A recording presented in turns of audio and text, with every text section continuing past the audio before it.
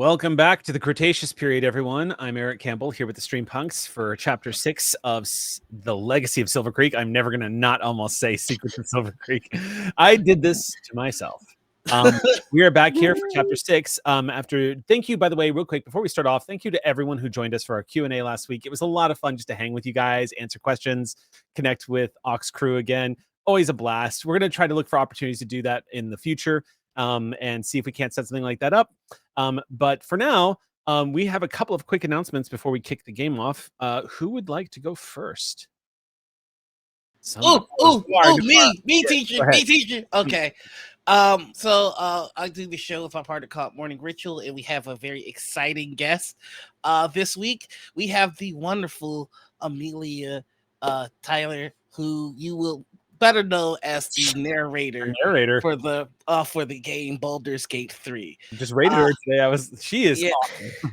I am gonna ask her to say such weird shit. You realize you're watching a Stream Punk stream and your intelligence is dropping. Listen, you only get one chance to get the narrator of Baldur's Gate to give you a voicemail answering machine thing. Oh no! Oh, that poor woman. But she seems to enjoy it. Like she seems to. That whole cast has got mischief written all over them. Oh, absolutely. I was in a campaign with her a while ago. She's good people. So right on. I just wanted to get that out there. Okay, you can stop receiving me now. All right. Anybody else got any announcements? Anybody else? I can do as always, as ever, go check out my stories on Storyloom. I'm Apizaliza, Apizaliza. I have 2 stories. One is completed and one is ongoing. And then I'm going to be at New York Comic-Con this week, like in 2 days. So if you are in New York at New York Comic-Con, come over and say hi to me if you see me. I will probably be wearing a light blue mask because I got a whole box of them for this trip. I usually like the multicolored ones, but I just went all in on one color, whatever. Boxes are fashion. I mean, masks are fashion, and boxes of masks are boxes of fashion. Anyway, say hi to me if you see me. And also, if you are at New York Comic-Con or not, go to versed.game and sign up. You can potentially get early access to our closed beta, and we're announcing who all is writing games with us for this first round of creators. And it's a doozy of a list. It's an amazing list of creators, and we have even more people who are like lined up to work with us in the near future. And I'm so excited. I did the same thing. Yeah. Those are my announcements. All right. Thank you, Elisa. Anybody else? Yes, Caitlin. So this is not really as much of an announcement, but Thin Places Radio won 2 of the awards we were up for. Yeah, you did. And I'm so excited. Yeah, you did. So what are you talking about? That's not an announcement. Yeah. It leads into the actual announcement, which is Thin Places Radio Season 2 starts on Friday the 13th, and I'm really excited about it. The episode, I believe we're on 020. It will be our next one, and that will go up on early morning Friday, so keep an eye out. I'm really excited to be back. I love the show very much, and I'm delighted by the fact that we won some stuff, which is really cool. So that's very fun. Go check it out. Go listen to it and catch up before the new season. And then my second announcement is that the following Sunday, so Sunday the 15th, the cast of Power Play is reuniting for a charity one-shot for the Maui Strong Fund. We're going to be playing something not set in the Power Play universe. We're not, don't worry about any of that. It's completely new, brand new stuff. Just a fun one shot that I'm looking forward to. Follow Power Play RPG on wherever you follow people, and that's where most of the info will be. It was announced this morning. There's a fun little graphic that went up that I think looks really cool. I definitely made it. So check that out and catch us on Sunday. We're excited to do that. I think that's all of my announcements. I should write these down ahead of time. All right. Thank you, Caitlin. Anybody else have anything else before we start our game tonight? Yes, Sam Delev. I normally have to have some sort of segue to talk about my science, but my science live now on youtube.com/@Delevely, DELEVELY, is straight up about the late Cretaceous period. So if you are here, it is relevant because it's, well, it's not spoilers. I know you think you know the spoiler about the thing with the rock, but other stuff was going on and may have played an equal, if not larger, role. So find out what will really be our character's demise by either A, sticking around for this upcoming episode, or B, going and watching the latest episode of May Contain Science. We who are about to die are excited. All right. With that, let's go ahead and kick off Chapter 6 of Legacy of Silvercreek.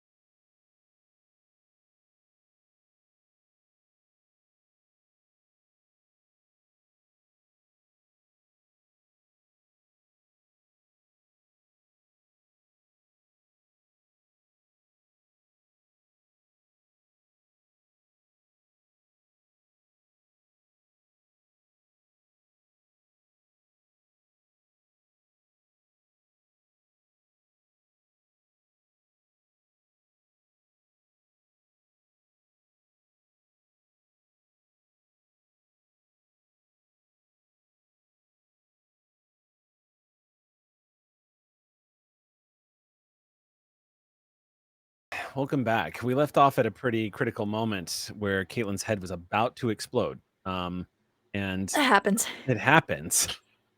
You think a it's blast. rare, but it happens. We left off at a critical moment where you guys had just encountered one of the, we'll say, larger scaled creatures of the Cretaceous period. Certainly, as most of you all have known, anybody who has got Google on hand would know that a Deinosuchus is a very large ancestor of the modern crocodile alligator family.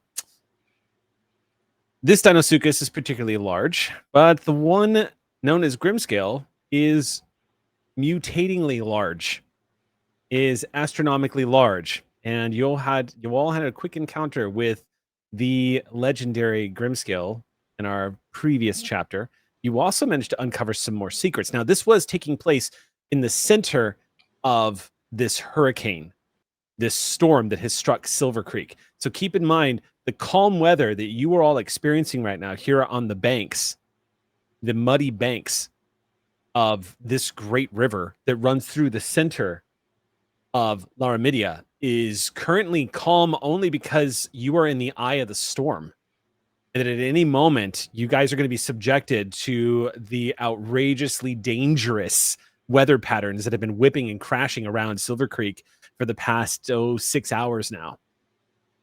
Y'all have this moment of reprieve. You have run north of Silvercreek in search of one of your own. Just as a quick reminder, Joe, who thought it would be a good idea to get that strange device that Ozzy had, get it as far away as possible, ran out the front gates of Silvercreek thinking that getting some distance between Ozzy and this device would somehow sort of mitigate the effects of what was taking place. Right now, there's a lot of theories bouncing around in the group. You guys think it might be Dahlia and her sensitivity with time anomalies could be triggering this thing? Joe is starting to think that it might be Ozzy that's triggering this thing. Not enough data. However, it is worth noting that upon running north with the device, it did eventually power itself down again. Whether or not that's related is difficult to say. What we do know, though, is right now you are being loaded up onto a dino, Joe, because you're not doing so well. You are currently covered in mud. And I believe I was unconscious last we saw her. We're unconscious. You've had a rough afternoon.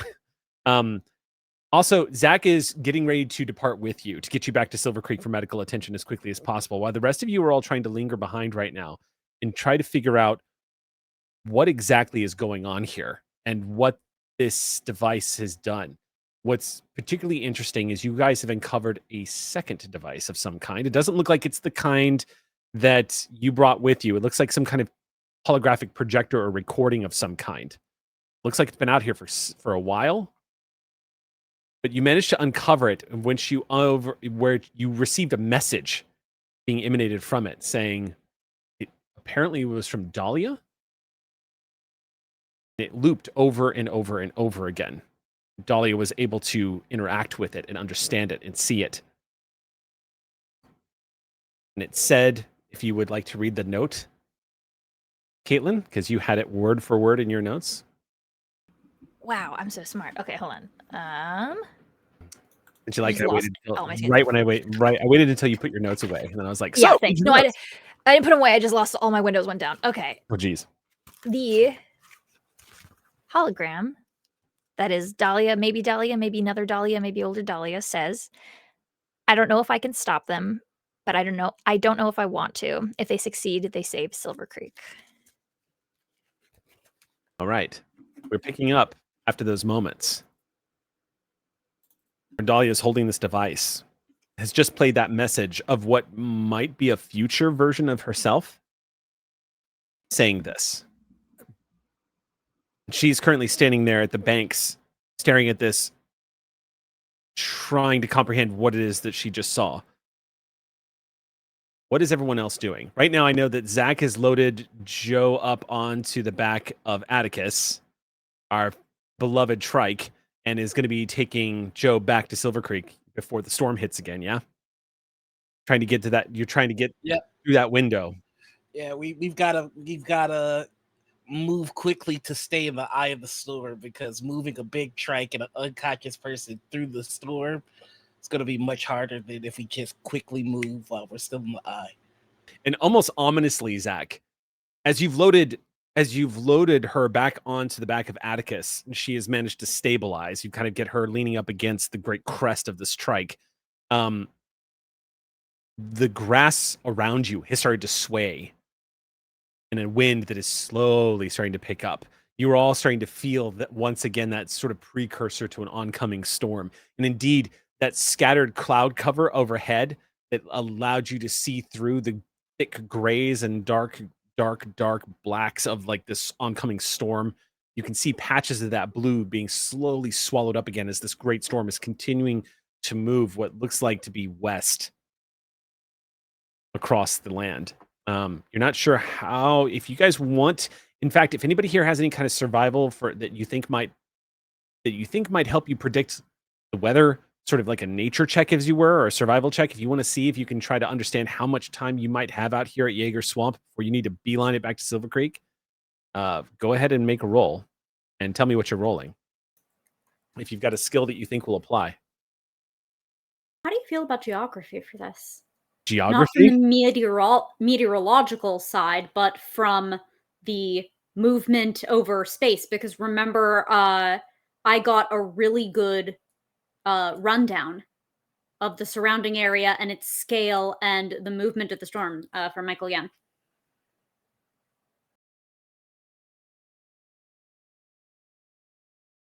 I'll allow it, but I probably won't give you how much time you have. I'll probably give you how much time it'll take you to cross the distance you need to get back to Silvercreek. Would acrobatics be better? I realized I should have asked. Yes, acrobatics works for everything. Okay, fantastic. The only thing it does not work for is no, it does work for astrophysics. Never mind. Yeah, they both start with A. Yeah, that makes perfect sense. What's the difficulty? The School of Bonnie, the difficulty for this is, let me pull that up. Difficulty of this is going to be 3. Thank you. So you need a 9 or better. I would also like to embrace my inner Bonnie and make an argument for myself. You would go ahead. I would like to use my my walk with dinosaurs to be able to gauge the weather based on how the creatures around me are acting. Okay. I wouldn't have you roll for that. Oh, okay. What I would probably tell you is that all of the creatures, all of the dino friends that are around you guys right now are reacting like they know that there's a storm coming. The pterosaurs in particular want to take to the sky and get out of here. Is kind of that's just an instinctual impulse. Now the players actually have control over those characters, so they get to decide whether or not they do such a thing. But their instinct is definitely screaming at them, as it is with other animals that fly, is to get out of the way of the storm.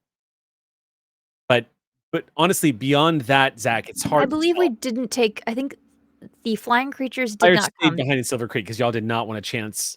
Yeah, I think yeah. Even Vern came with, and that was it. Yeah, even walking, it is dangerous because pterosaurs have those very large wings, and even folded up on their sides as they're strolling through the grass. When the wind picks up, it becomes very difficult for them.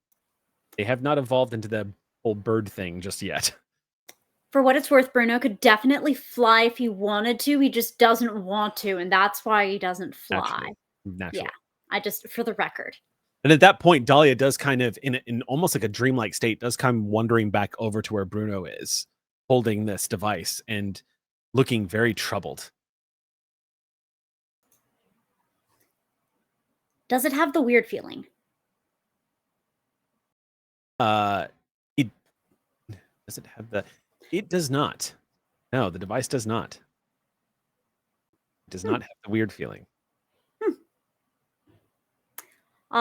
Then it is of no interest to Bruno, and Bruno would like to snake his long neck into whatever rain parka, poncho, etc. Okay. Dahlia has going on because there is a storm.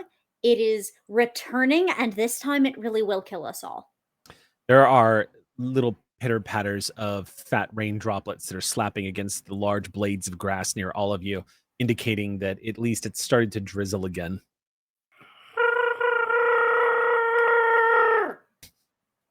Dahlia says, okay. Are we staying? What are we doing? Are we going to stay? Did we need to stay for something? No, we were waiting for you. You all good? Oh. Got what you need? Oh, sorry. I think I got what I needed. Okay, let's go. Okay. She moves over to Bruno and just goes, okay. And mounts up on the back of Bruno. If you would please do me a favor. Actually, no, because PC's not here. We're just going to have this auto succeed. So mounts up on the back of Bruno at a difficulty of 3. Bruno, you get the idea that Dahlia wants you to once again carry her back. It is worth noting that you can absolutely carry a full-fledged human being, but it's not one of those things. Bruno, as large and as powerful as Bruno is, this is not a comfortable ride for either one of you. So short distances is probably the best you can manage. Both of you are probably going to need to take a break as soon as you get back to Silvercreek, just to paint that picture for you. You know when a dog tries to run away from their own butt? Yeah. That's what it's like for Bruno, for someone to be riding on Bruno. Run. He runs, but it's just because he's trying to get away from it. I'm going to say that Dahlia is probably going to need to hit up the Tiger Balm when she gets back to Silvercreek. But with that, Bruno, she gets on top of you and secures this, what looks like this bizarre piece of tech. By the way, the piece of tech that she's holding, it almost looks like an L-shaped comm unit of some kind that has what appears to be sort of like a flickering, dying display on it. Like it's sputtering to life and dying out again and again. It is covered in mud, but notably, it also looks like it has succumbed to the passage of time or some kind of wear and tear. It looks like the metal itself is somewhat fatigued. She puts it on. It's been laying in the mud. If it is something from Sati, it's probably durable as hell and just fine. It's hard to tell. She clips it onto her belt and kind of folds one of her wraps over it and just tightens it to her side. And with that, you guys are going to take off. I'm guessing everyone's headed back to Silvercreek. Out of curiosity, though, the one person I have not heard from is the other Joe, that which is known as Ozzy. What is Ozzy doing? Yes, I get that a lot. The other Joe. The other Joe. Yeah, no, if I could get Dahlia out of there, then that's fantastic. The immediate 180 is a lot, and yet not wholly out of character from what I remember from Dahlia back at Sati. Okay. So I will gladly ride that wave where the wave is us getting out of the place with the big chompy saurus. Right, yes, because you are still all within the territory. Here at Jaeger Swamp, you are technically it's kind of this is kind of the outskirts of Grimscale's territory. Grimscale is mostly known for swimming in the territories up north, does not come down this far south usually, but this hurricane probably changed a few things. So why don't we do this? If everyone could please make me a strength check. And the difficulty is going to be 2. So a standard difficulty, you need 6 or better. Is And this for making your way back to Silvercreek? Yes, essentially. So if you've got like athletics or stamina or anything that's going to help you get back to Silvercreek. Atticus can take one more passenger if there's one person who would not like to make this check. Yeah, if anybody doesn't want to try. I thought I was that passenger. Oh, are you riding up there too? That's Okay. right. Yeah, that's right. All right. Zach is actually. I didn't know if you were leading Atticus or riding Atticus. No, Zach is making sure you stay on the back of Atticus. Yeah. So Zach was going to ride Atticus back. Sorry, Ozzy. Or I could take care of my friend. No. It makes sense. I have more might than Zach does, so clearly I should make the check. I'm sad, actually. I rolled the mic check and got a 19. There goes that 19 to hold my limp, bloodless body on Atticus. I got a 13. Sorry, I forgot because it went away. So y'all are doing all right. Okay. It sounds to me like everyone's going to get back to Silvercreek at a decent amount of time. Zach, you were definitely getting us back to Silvercreek much faster. Atticus, curiously, and to anybody who's on the outside looking in, you being somebody who just has a natural understanding of the emotional state of dinosaurs. You just grew up around them, and it's not even just that, Zach, for you, it's just a talent. You just know them. You are like, Steve Irwin when it comes to animals. You can just read. You just get what they're up to and what they're doing. As you are on the back of Atticus, Atticus takes to you immediately and senses exactly what you need and that there is a sense of urgency. Atticus is also, as animals are, pretty aware that something is wrong with Joe. Gets the idea that something is up with Joe and is currently trying to move as much of that 12.5-ton body as he can. This trike just kind of trotting. If you've ever seen, again, my favorite visual is imagining the girth, that huge frame of a rhinoceros, the way they look when they trot or when they like jog, almost when they just kind of trample along. Trike, kind of the same thing, just all of this muscle and fat and just like big, thick body as this great trike is just stomping through this muddy area, splattering mud everywhere. You guys head back to, by the time you guys reach the gates of Silvercreek, the wind is picked up again. It's not bad. It's the kind of wind that'll whip your hair around real good. The kind of wind that'll just get in your face and blow things across the street. When you get inside, the gates open for you all immediately as you move underneath this gateway. As soon as you do, hopping down from her post, you see Piper just come running up to everybody, just breathlessly, and goes, "Is she okay? How bad is it?" We don't know yet. We got to get to first aid. All right, bring the gate down. And you see a few of the guards just nodding to Piper, and Piper leads Atticus through the streets of Silvercreek and towards the back walls where you see, Melina holds her lab where the sick bay is for everybody. Moving back there, you see a couple of people making space. You also see, as you're coming back, you see a sweeping up glass and like putting things outside. You, all of you, see Michael Yen stop and go, "Oh, did you find her? Is she okay?" She's fine. There was an occurrence with leeches. No. She'll need rest, and hydration. Yeah, Melina will have a thing for that. She's not gonna be the first person to ever get stuck by the leeches up in Jaeger's swamp. But if that's all that you guys ran into, then we consider ourselves lucky. My home is open to everyone when you come back, though. So feel free to shelter up here again. Just, I ask, please, no more pterosaurs in my living room. Zach is just gonna lead Atticus to. Oh wait, Atticus wasn't staying in town. Not supposed to be in town, but has been ushered in by Piper. Okay. In that case, I think Joe will I think Zach will hand Joe off to someone. Piper's waiting for it. Yeah. Lifts her, kind of, I got her. And what would you have me do with Atticus? You got to get Atticus out of here. I figured as much. Just, turn him around if you can, back him back out, send him back out the gate. Will do.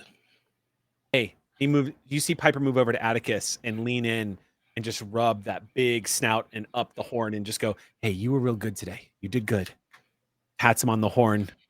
And Atticus, if Atticus understands, Atticus just kind of chewing on something.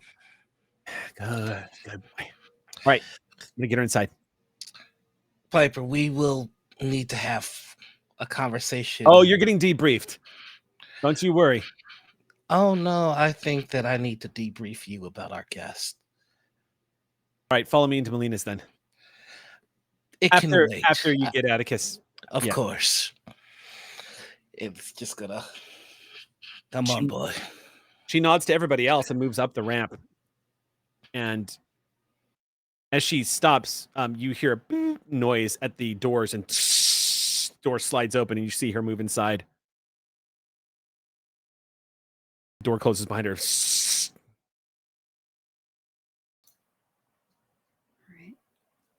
All right. Well, I need to get Joe to medbay. That was Joe being taken into medbay. Yeah, no, I mean I'm going. Oh, you're gonna follow her in? Okay. Yes. You step in after. The first thing you notice, of course, is in this pristine, crystal clean lab is just the thick, muddy tracks that has just been tracked in here from Piper. And also, Joe is just covered in gunk and just dripping everywhere. You see Melina leaning against her cane. Just go, bring her down. Sit her down right here on this one, this med bay. No, this one here. Lay her down. Okay, sweetie, let's look at you. She moves over, looks over at you and nods to you, Joe. And Piper goes, they said she got hit by a leech. She's going to be fine. Remember the first time you got hit by a leech? You see Piper smile. What? Melina keeps doing her work. You see you plug her into some fluids. Does this happen a lot? Melina looks at you. This woman, well into her hundreds, looks at you and just says, and glances over at Piper, who just says, at some point, every child passes into the age of stupidity and decides to go to Jaeger's swamp. I've had to peel leeches the size of children off of children. It's always disgusting, and they always learn their lesson, don't they? Piper's got a small smile on her face. Well, Joe, you've come of age. She's going to be fine. She just needs some fluids. Fluids and rest. And a bath. But we can talk about that later after I have her clean up my lab. How are you doing? Melina looks at you. Ozzy.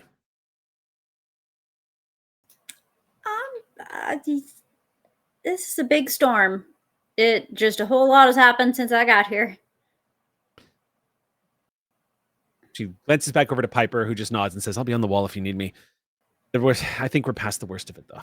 I think we're just going to catch the other end of it's probably... She exhales. Melina says, pats her on the shoulder and says, sweetie, you don't have to. And Piper says, I know, I'm sorry. Piper immediately moves out. You're not entirely sure what the exchange was, but as soon as she leaves Ozzy, she looks back and off of your confused glance as to what that exchange was, she just says, Piper likes to lie to people to make them feel better. But I helped build Silvercreek. She can't lie to me. The other part of the storm is going to be just as bad as the front part of the storm. Hey, that makes sense, right? It goes in a circle or whatever. She nods. Yes. She was trying to outscience the scientist. Would you like to stay in here? I just, she came here with me. That's why I ask. And I need somebody to be of use while we're waiting this out. She moves over to what looks like some kind of Metal rod with the yeah, no, that's a mop. She hands it to you. Yeah. She sends it over. I'll go make us something to drink. And you, she points at Joe, who's laying there unconscious. She says, you stay there and be unconscious and take fluids. I will be right back. Yeah, you do that. And with that, Melina begins to make her way towards one of the back pod areas of her domicile. I'll get to mopping and just kind of tuck my bag a little out of the way. Yeah. Quick question. The device is in the bag? Yep. Good. I put it back in the bag when we travel. I think makes no sense. Just by default. It's in the bag. All right. By default, Vern is also in the bag, but occasionally Vern is in the armpit, and I am not in charge of that. Well, you begin to clean up the mess that has been made by the new patient that has just been brought in. It is probably at that point, Ozzy, that as you're kind of cleaning the place up, you do notice there's 2 other people in here on sick beds. One of them looks like their arm is in this strange, like, plastic wrap that has this clear fluid wrapped around it as well. It has what looks like a digital readout. You've seen one of these before. It looks like a cruder version of what you're used to back in Kaleno City. But it looks like a bone regenerator, something that fuses bone back together, usually used for broken arms. And the person that's sitting there is reading a data pad and just kind of nods to you. The person next to him is laying just back and kind of twiddling their toes, and they're also taking fluids. Your guess is probably 2 other injuries from the storm. Just from looking at them, you get the impression from how muddied up they are. There's water all over the floor. How's it going? The person that you asked, are you asking just in general? Yeah. So the guy that's sitting on the bed, you see him go like this, and he pulls a bud out of his ear and goes, "What? I'm sorry." Yeah. How's it going? Oh, yeah, it'll be fine in like 30 minutes. How are you doing? Yeah, them's the breaks. Yeah, better than that one. Yeah. Hey, are you one of those new people that came into Silvercreek earlier, right? Yeah, I'm Ozzy. Ozzy. There's a bit of hesitation as he glances and says, Ozzy, Mandia, no. you're the one that's from Sati, right? I pronounce it Kaleno where I'm from, but sure. Okay. So, okay. I'm Zan. Zan. Nice to meet Nice to meet you.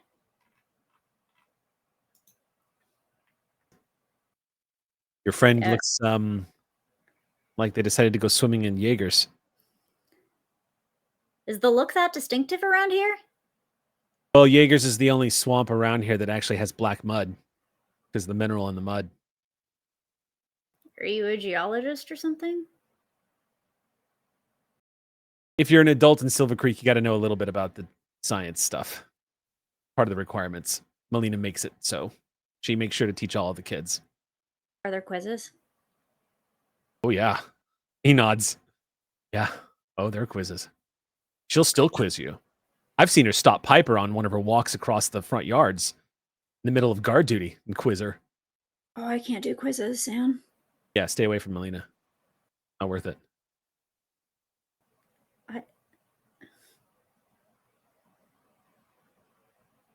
So if you're not a geologist, then I don't know. I'm just trying to get a sense of what people do around this town. Here now, not a scientist, just trying to figure out how to be useful. I mean, happy to mop in perpetuity, but I just don't imagine y'all have that many storms. He pulls himself up a little bit. You get a sense of his height as he does, as he kind of leans back. He's probably about 6 foot and kind of leans up against the back of the wall and says, well, when I'm not repairing people's domiciles, I'm a dad. It's a good gig. Yeah, it's pretty good. How old are the offspring? Well, human offspring is about 6, and the non-human offspring is about 7 days out of the egg.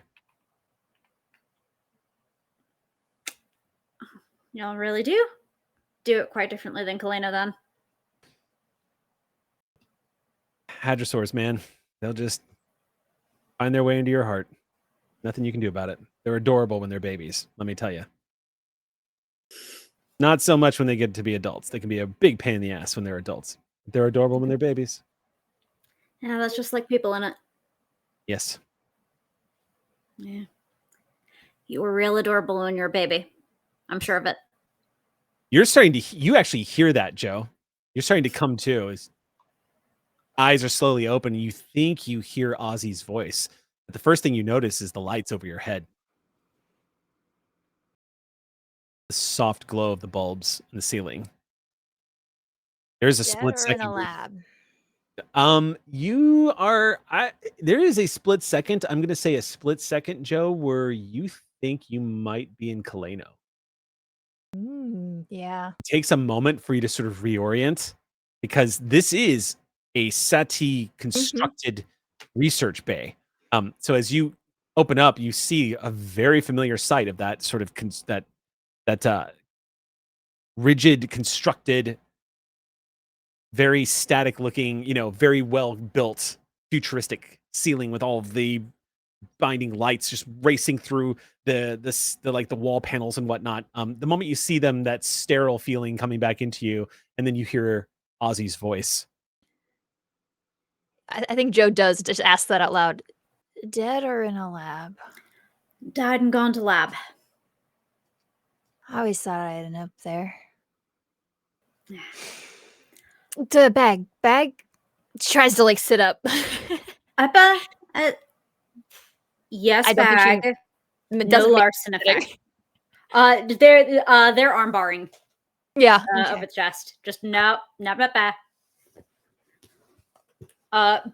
Bag here.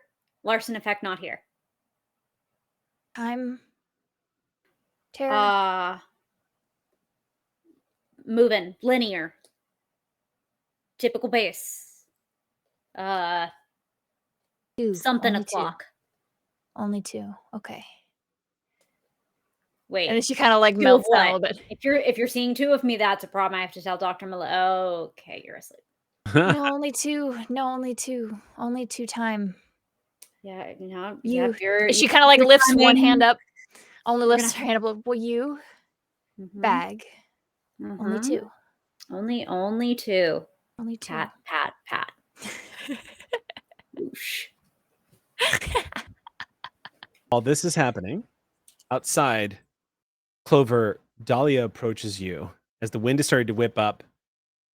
She approaches you as you see Bruno just padding away, going back to Bruno's.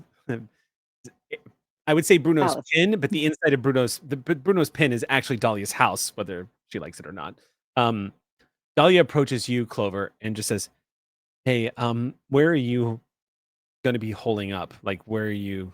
Are you going to be going back to Yin's place?" I hadn't really thought about that much. Okay.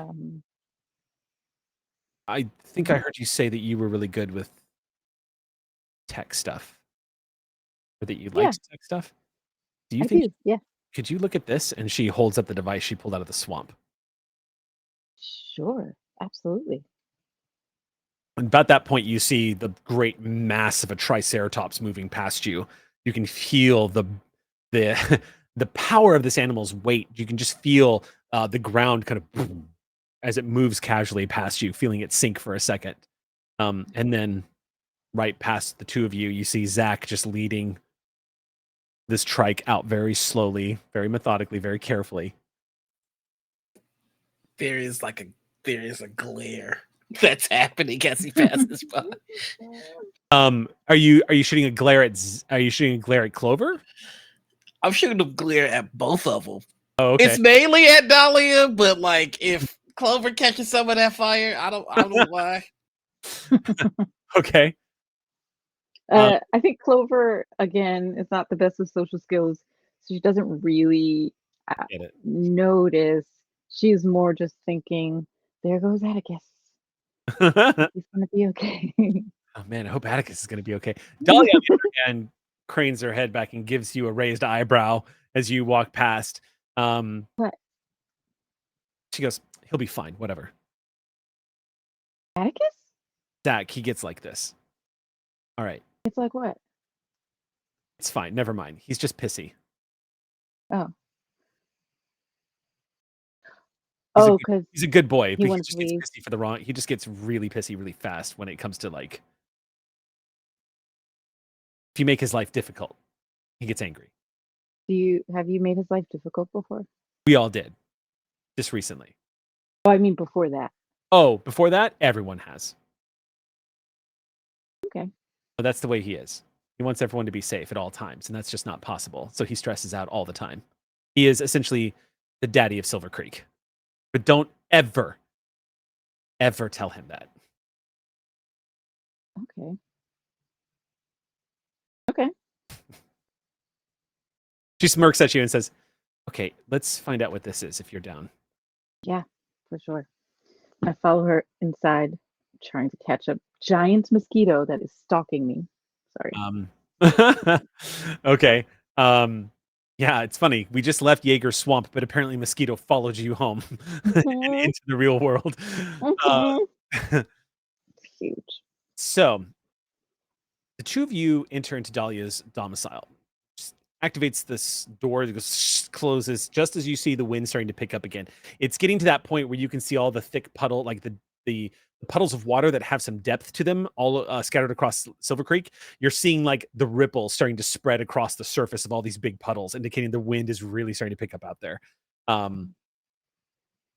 You, again, being a butterfly and having spent most of your life in survival situations away from technology, without having you roll, Dahlia, your instinct tells you that storm's probably going to be in full force in the next 10 to 15 minutes. It's going to be on you guys again. And that you can confirm just from looking around, you were definitely in the eye of the storm at that particular moment. And that it is definitely confirmed that it is a hurricane, not just a storm. So, but you move into the room and you can see Dahlia looks a little frustrated as she notices there's just water spattered all over the floor and a few things that have been knocked over from the incidents that happened just before all the time shenanigans took place. And as she's cleaning up, she sets this device down and she goes, okay, that was in the swamp. A future recording of me, I think, is on that device. I don't recognize it or have seen it before. I don't know what it does or anything, but I think it's not working properly. So a future recording of you?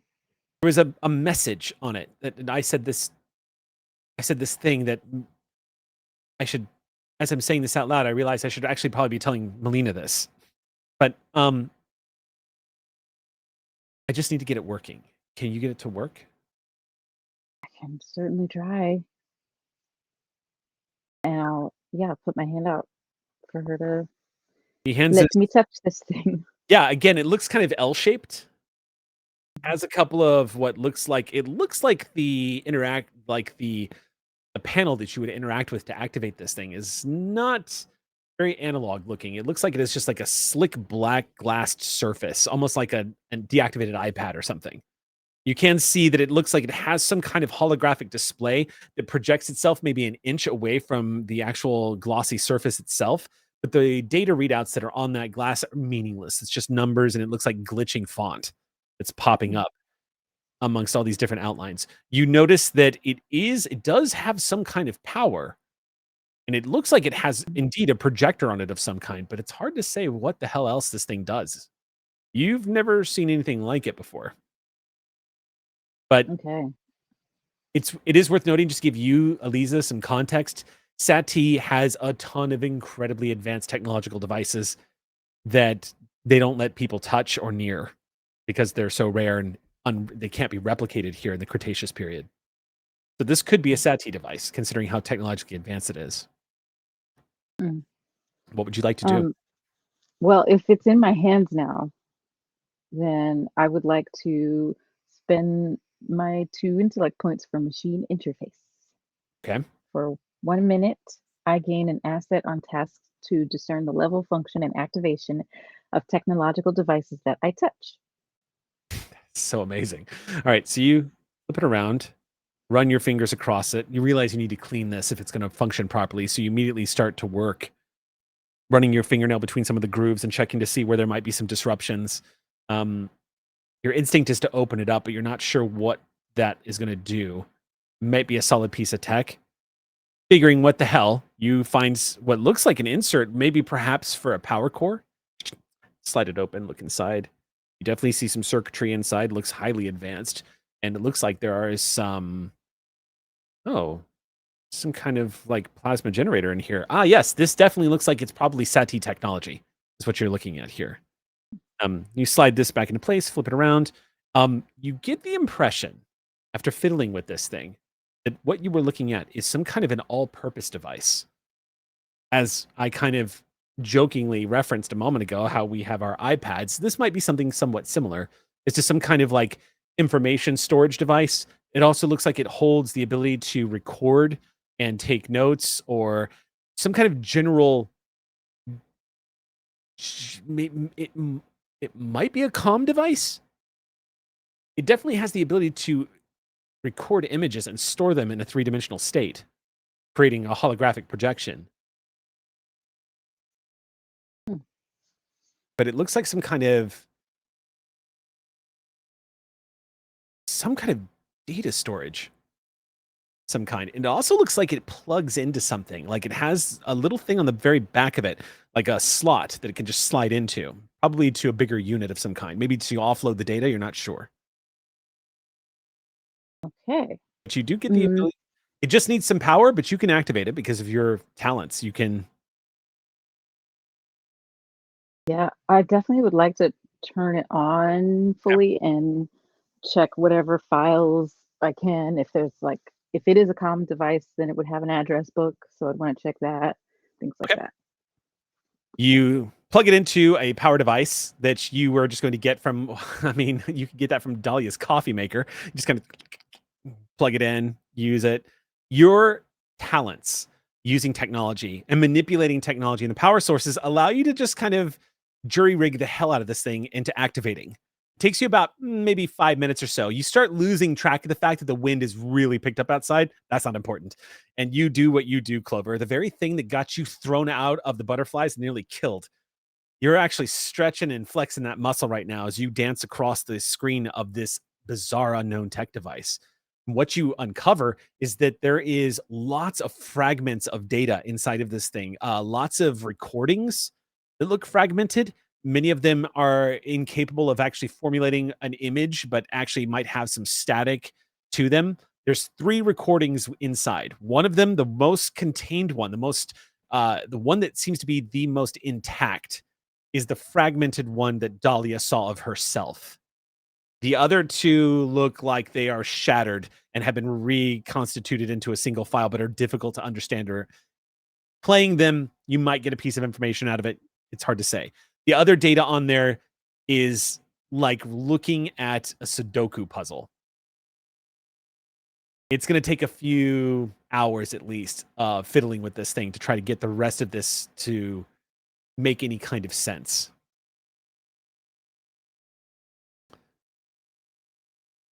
Okay. I am going to try to play the other file with the other 2 videos just to see how much of it we can get.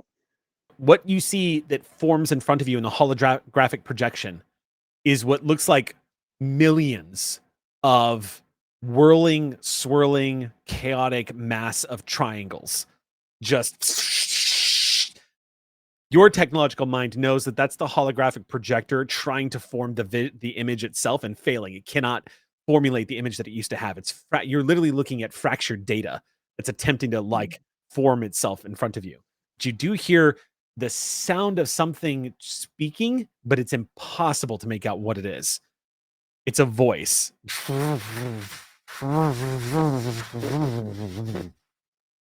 And it goes in recording. The second one, you load it up, much to the same effect. Lots of scattered data, holographic displays of explosive, what looks like scattering stars of this neon iridescent glowing like bits kind of coalescing back into itself and then popping again, almost like it is desperately trying to coalesce and reconstitute. And make me an intellect check, if you would, please.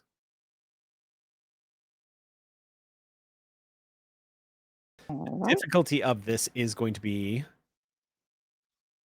5. Ooh, okay. If you have any skills Would at, like, solving puzzles or any riddles or anything like that, if you want would to make my electrical engineering help? not with discerning what you're seeing, no. Not in this case. Okay. Yeah. But you need Has it been longer? Oh wait, go ahead. never mind. No, I was gonna say, has it been longer than a minute, but I don't think machine interface would help here either, because it's more about figuring out what a device does Mhm, mhm. and how strong it is and how to turn it on, which I've Yeah, already done. you've pretty much got it working Um, as good as you can get it to work right now. okay. Um, mm, uh, puzzles, you say? Yeah, anything you can, like, decipher, sort of like enigmas or anything like that. Otherwise, it's a difficulty 5 roll, which means you need a 15 or better on an intellect check. Yeah, I don't think I have anything to help with this, Okay. except maybe a story point. That's true. If you wanna pop a story point, Ox Crew certainly Mhm, loaded y'all up on those. mhm, mhm. Okay, I'll take Alright, one. in which case, I'm going to say a big thank you to Super Punk member Laura. Thank you so much for that story point. That's going to automatically ease it by 1, so 5 is gonna drop down to 4. So you need a 12 or better at this point without spending any effort. It's now a flat Okay. 4. Um, I do have something called try anything once. Okay. Anytime you anytime you attempt something that you've never done before and that you aren't trained or specialized in, you gain an asset on that task. Uh, Have I ever reconstituted fractured data? as a butterfly, I'm gonna say probably not. No. All right. Okay. Yeah. I'll say probably not. Okay. Then We'll can I ease use it by one more that? step. Okay. So that will So, bring it down to that'll bring it down to 3. You need a 9 or better on a all D20. right. Okay. Let's go. See what happens.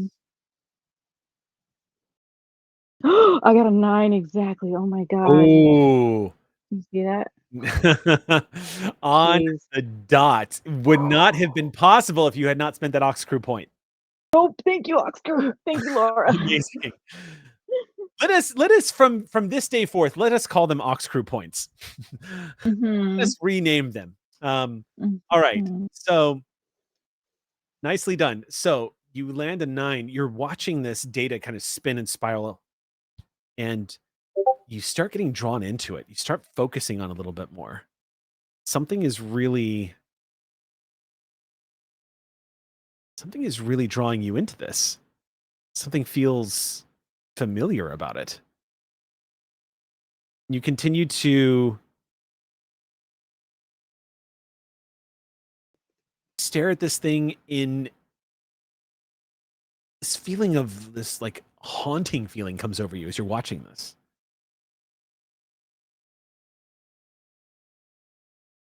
An image begins to form in your mind as you're watching the data scatter in front of you and reform and scatter and reform and scatter and reform. Um, you start to hear things. You start to hear a voice that at first to you just sounded like a bunch of static, much like the first one. This one's a little different though. You're starting to make out, like, you think you're hearing vowels. You kind of focus a little bit more. And again, you're not sure what it is.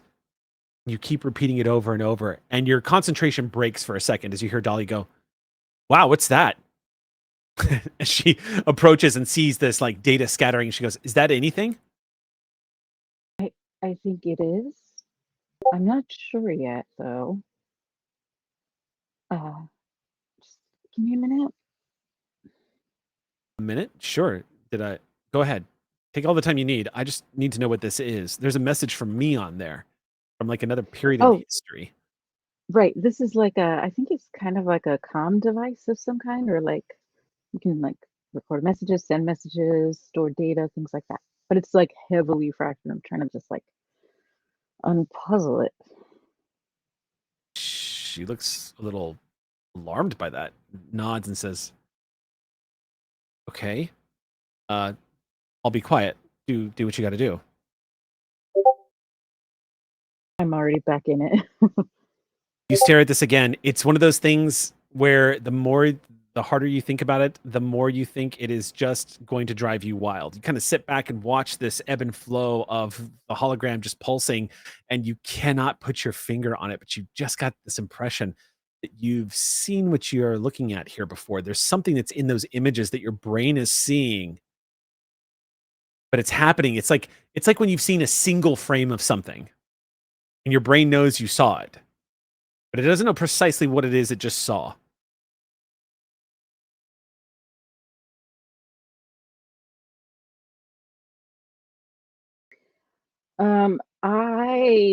I think Clover is the type of gal who is just she's a little obsessed now. So she's just Yeah.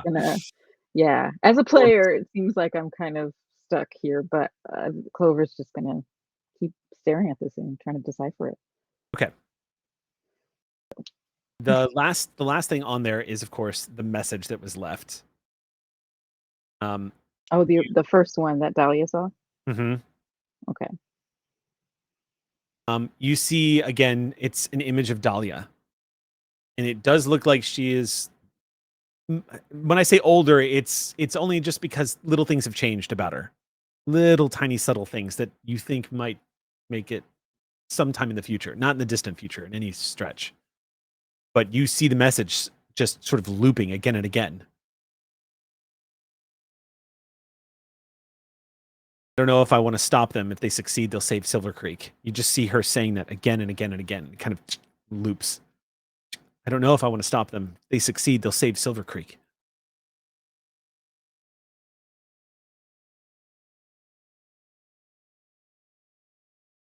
Okay, like who is she talking about? And who's telling her to stop them? Who's them? Who's telling her? I'm doing it, yeah, just kind of muttering to myself. Because you rolled a 9, because you dropped that target number from a challenging 15 down to a 9 and beat that. As you move your brain off of thinking as to what it was in that jumbled message of data that you could not piece together, and start focusing more and more on this recording of Dahlia, it starts to slowly come to you.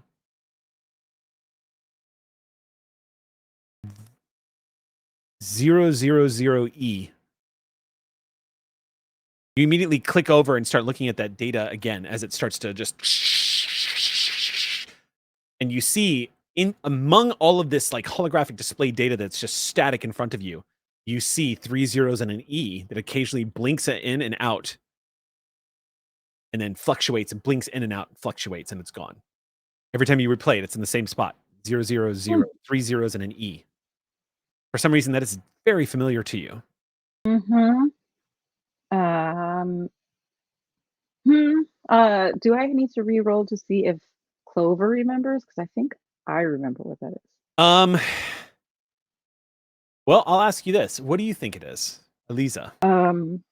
I took notes, but from memory, I think it was that other bunker place, Sati location in the. And you don't have to Red Jaw roll. Wild? That is correct. Okay.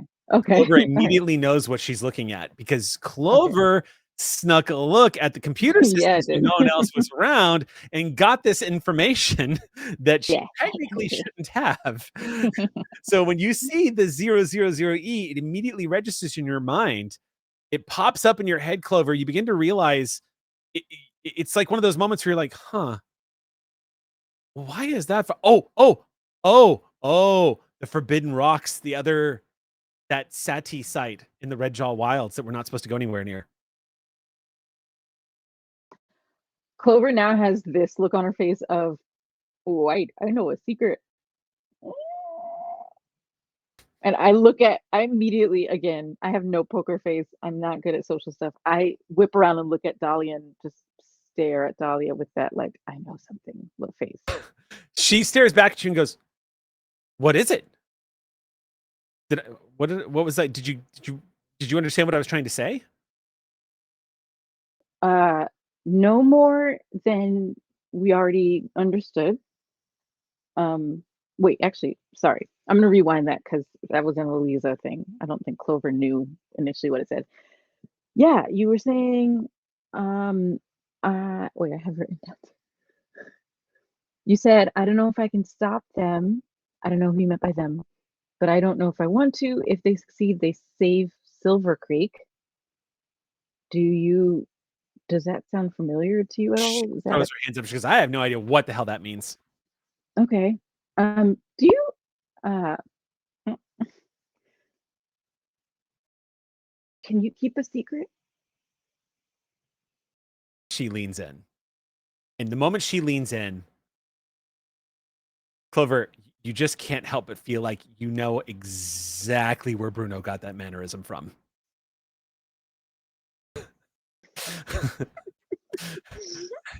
you you you just realize immediately as she leans in and goes, yes. Okay. I wasn't meaning to snoop. I just was curious Oh my because I God, had tell me just what you went. gotten here. Who'd you Okay, snoop? What was it? Melina's, well, was it Melina's office or desk? I'm Melina. not even sure whose desk it was, to be honest. I don't know. It was the first room that they brought us into. You know that room that was like a kind of a labby type room That's where Melina's room. Melina was. Yeah, that's It is Melina's okay. space. Yeah. Cool. Yeah, I snooped Melina's office You and snooped computer. Melina's office? You see, she's as amused as she is horrified. And she says, what'd you discover? Oh, there's a secret, I think, Sati location that no one's supposed to go to in the Red Jaw Wilds, like way out. And there was a certain number designation, and I'm seeing that number in one of these videos, one of these recordings. So I think it's from there. I think there must be someone there trying to send messages, or maybe this device came from there. Brow furrows for a moment. She says, okay, you told me secrets. I'm going to tell you a secret. And I do the Bruno lean. The Bruno lean. I don't know how much you were told, but I'm also from Kaleno.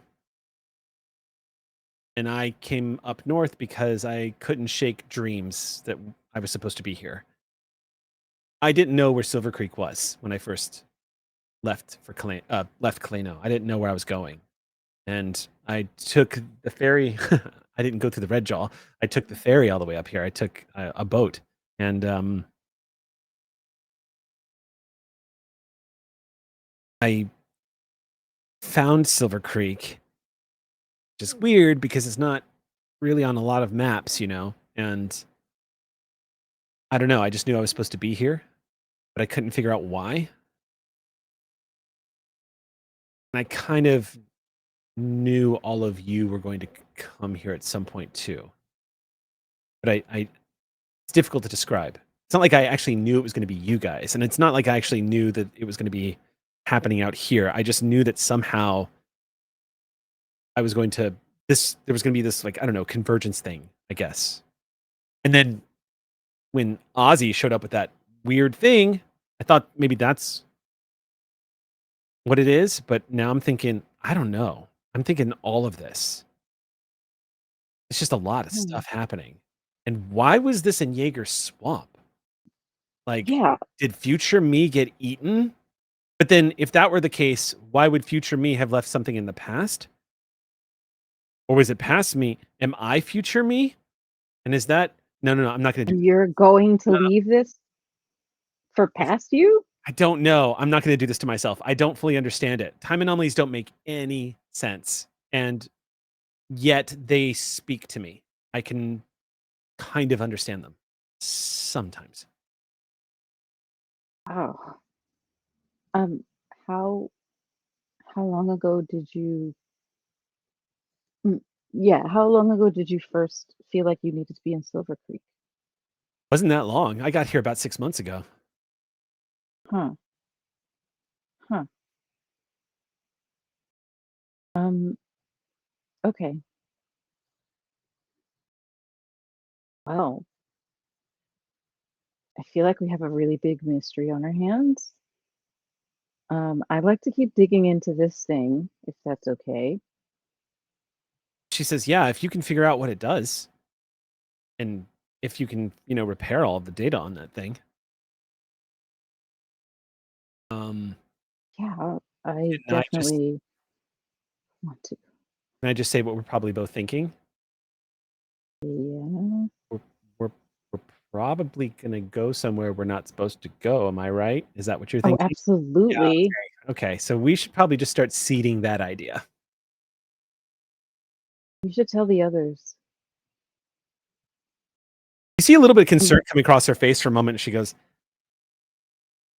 I think so too, but I also think here's the thing. I've been here for 6 months, and Silvercreek's kind of become home. Like the people here are just great. They're all wonderful, super wholesome, and really nice to dinos, and I love it. It's great. But that Forbidden Rocks area, I've only heard it brought up a few times, and they take it really seriously, and they were super protective of it when I first got here, because I guess something happened here like half a decade ago. They won't talk about it, but it ties in with the butterflies somehow. And she points at you and says, and I don't know how, Oh, but I know Melina's I brought it mean, up. But I also know that going to the Forbidden Rocks is, they've told me when I first got here that if I ever went there, they would throw me out. God, I just don't really need to be excommunicated from another community. Yeah, banishment's not Um, fun. I mean, we could always go back to Kaleno, but I know that Ozzy and Joe ain't going to be happy about that. And I don't want to go back to Kaleno because I'm supposed to be out here. you know what? You know what? Okay. Yes, we'll probably have to end up going there eventually, but we can do some research before we do that. Like, hey, this is some type of comm device. If I can get this working, maybe we can send a message over there and see if there is someone trapped or banished or whatever. I have an idea. There's only one person in this whole ding dang town that gets so, it's OG and gets so excited about science that they'll listen to what we have to say. Is it Mike? Dr. Yen. Yeah, I got that vibe from him. It's going to take some convincing though, because he's really loyal to Melina. Okay. So we might have to, like, I don't know, promise to help him with a yard sale or something. You probably don't know what that is. It's a thing that they do here from time to time. They're very communal. I'll tell you about it some other time. You like sell your yard to someone else so they can make use of it? Sorta. It's more like they have like an item exchange, Oh, like a but they pay noddles for it. So bartering, yeah, bartering market. yeah. Wow. Okay. Let's not tell him yet though, because I'm a little worried about the convincing part. I don't know him well. Yeah, So I still need to talk to Ozzy and Joe about the whole breaking time thing. Still haven't yeah, figured anything out yet. that other device they have, which yes, I do know about and I saw. Yeah. I don't know what the deal with that is, but every time I've gotten near it, it's gotten pretty not fun. Huh. Um, can I ask you something Sure. about me? About Um, who? me? You. Oh, sure. Yeah, because you said you kind of felt like you were meant to be here, and Mhm. did you ever specifically know or sense that I would come here?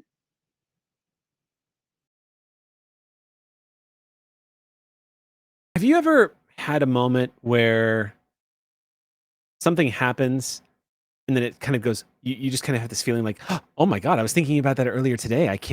I wonder if, am I psychic? Have you ever had any of those moments before? Like you're humming a song to yourself and then someone walks by like a day later and they're humming the same song and you're like, wait, how's that? haven't thought of that song in years. Why is this happening? Have you ever had those moments? Yeah, I guess. Yeah. It's kind of like that with you. Like, I don't remember predicting your arrival, but your being here feels right. Does that make sense? Hmm. Yeah. That's the best way I can describe it. She shrugs. Yeah. Okay. I guess that's good to hear. Okay. Well, There's a rattling sound suddenly at the window as the wind is just starting to really pick up. Just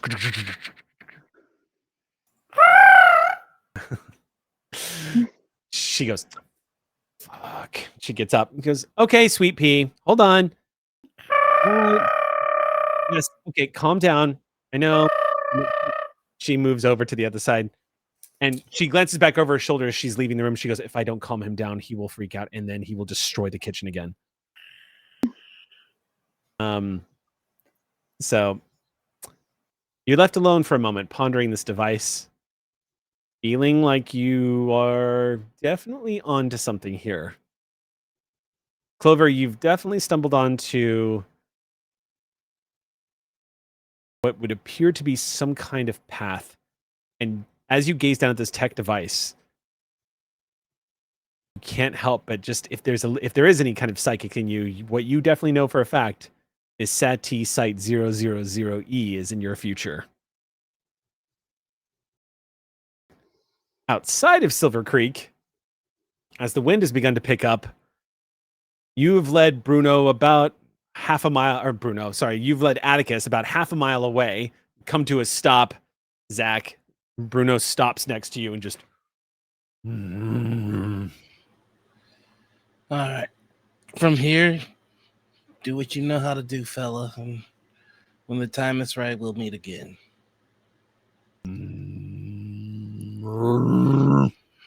Turns and starts immediately eating grass. Thank you for being the only one that listened. Okay. Gonna just drop a ration behind as I just walk back to Silvercreek. Okay. You pull out Actually, not walking back to Silvercreek. I'm hauling ass because the wind is picking up. Make me an intellect check, and this does count as perception. Ooh, okay. Let's see. Let me pull out my sheet to see if I need to do some lawyering. All right. Lord Portico in chat just perking up. Sorry, what? All right. I don't have anything that'll help. Do I get to know the difficulty? You do. The difficulty is 5. Let's go ahead and use a ACP. Yeah, Oxcrew boy. You also does the danger sense thing that they have come into play at all here for Eric's? Does that? That's only for initiative. Right. Okay. So if combat breaks out, Zach goes first. Most likely. Here, hopefully. All right. So with that story point, that drops it down. So yeet. I hope a 9 makes it. 9 total. Yeah. Okay. You pat Bruno. Bruno immediately just starts. Atticus. I keep doing that. You pat Atticus, and you watch the trike just slowly sort of move away. Not a lot of leaves out here. Trikes prefer leaves over grass. So Bruno just kind of moves through and then immediately starts kind of pushing through some of the grass. And you see Atticus probably doing what he did the last time. He starts wandering towards the red jaw.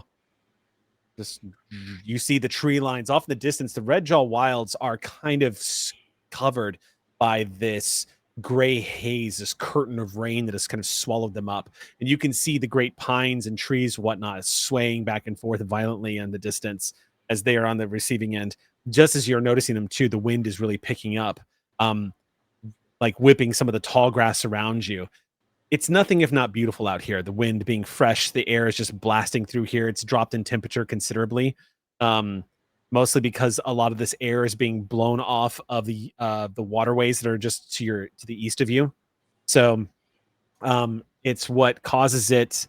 It's what makes it impossible for you to hear the attack that is launched on you. Go ahead and roll initiative.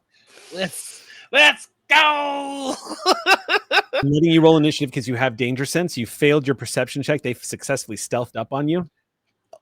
That's a nat 20 on the initiative. Okay, you have existed in the wilds for too long, Zach. You are used to looking over your shoulder at all times. You are used to being in like moments of danger. You are prepared when the person leaps out of the tall grass, completely covered in what looks like camouflage, with a blade in her hand. Lunges at you immediately, doesn't make a war cry or anything. It is a stealth hit. They are trying to down you without making a sound. You catch the movement in your eyes just because a little bit of that camo looks like it's a off base green from the grasses that are next to you. If you were not that familiar with the territory of Silvercreek, it may have cost you your life just now.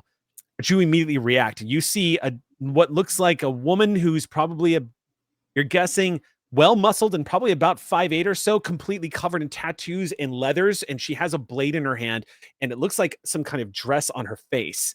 Looks like dinosaur skulls have been like patched together to make her a mask, and she's leaping at you from out of the grass.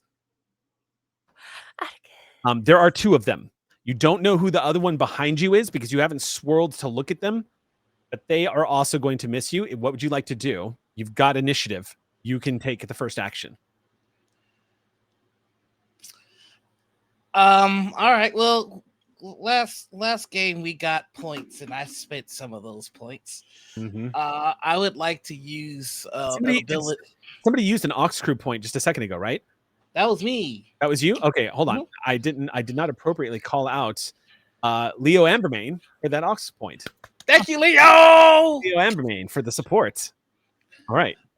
I'm going to use a skill that cost me 2 might points to use called Muscles of Iron. For the next 10 minutes, all might-based actions other than attack rolls. Never mind. Womp womp. Well, grappling would be okay. I think it's just going to pull out the solar chainsaw. You okay? And I am going to forego a turn, activating my volcanic. And if I could just flavor it, I'm just going to have him say, "I mean you no harm, and I will only do harm if it is necessary. Do not make it necessary." They circle you, the one in front of you, the woman. You hear her hiss from behind the mask. "It is necessary." As she sheaths the knife and draws a sword, comes clean from the sheath, and she raises up over her head. You can tell by the way she's gripping it and the way she angles the handle of the sword towards your face that she is trained in how to use it. What do you got? Okay, so I know Atticus is my companion, but right now Atticus is maybe Zach's companion, and if that is the case, then Zach would have an asset in fear-based interactions and intimidation. If that was an attempt to intimidate, I don't know if that's useful or in any way. Atticus, but Atticus is not there. Zach's companion. No. So what's happening is Atticus is probably about 70 feet away from all of this at this point. You already started walking. Okay, I thought this was like right by Atticus. Oh, can still see what's happening, but has minor indifference. Okay. All right, sounds good. I thought this was happening right next to him. Okay. The trike is looking at all of this going like, "Yep, those are humans." And just like, dang. Sorry, Zach. That's all good. It's just another day in Silver. He's had a rough one. Let's go. Hashtag Zach needs a nab. All right. So you have taken your action to draw your weapons and attempt to ward them off with intimidation. Yeah. So I just pulled out the weapon and kind of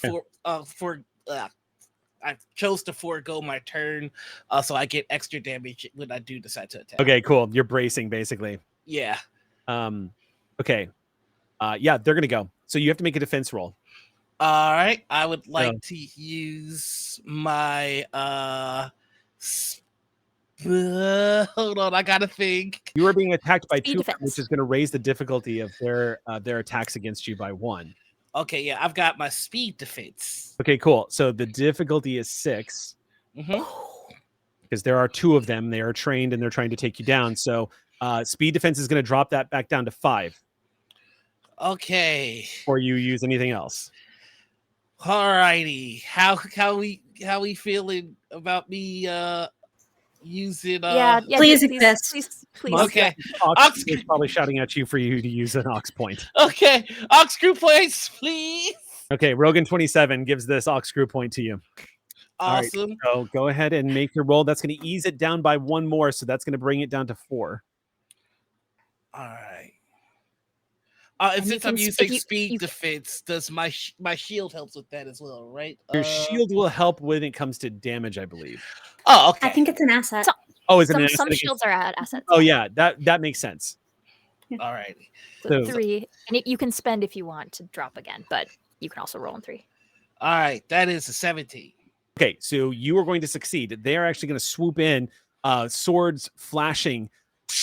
The first one goes right past you. The second one, I'm afraid to say, you have to roll speed defense again. All right. No, this is cool. Yep. But I'm going to be, because it's 2 on 1 right here, I'm going to be nice. And because you spent an ox screw point, I'm going to let the difficulty drop still. Okay. But you keeping in mind that when you're facing down multiple attackers, it gets pretty dangerous. So All right, that's an 18. you succeed. 18, getting very close to a minor effect on that one. Rolling really well. Yeah, basically, the other thing too that's kind of alarming about this, Zach, is neither one of them makes a sound. There's no war cry. There's just like the sound of exertion as they both slash outwards at you. But right now, as you're wielding the solar chainsaw, it's kind of like a samurai versus 2 ninja in the bushes right now. Like you leap back, they come slashing forward quietly. You see blades of grass separate from each other and drift through the air as they get taken by the wind. And the 2 of them stop on their attack and set up for the next run and begin to pace around you like wolves. Okay. At that point, you notice behind one of them, not engaged, but lurking not far behind, is a large raptor with a harness and saddle on it that's just kind of creeping up through the grass and is eyeing the situation with some indifference as well. Okay. Zach, go ahead and real quick make me an intelligence check. Let's Any go. kind of identify survival or anything like that will come into play here. All right. In that case, I would like to use my walk with I don't know. Yeah, I would let that apply here if you Okay, wanted to. I'd like to use my That's walk with dinosaurs. What's that? That gives you information about dinosaurs, basically.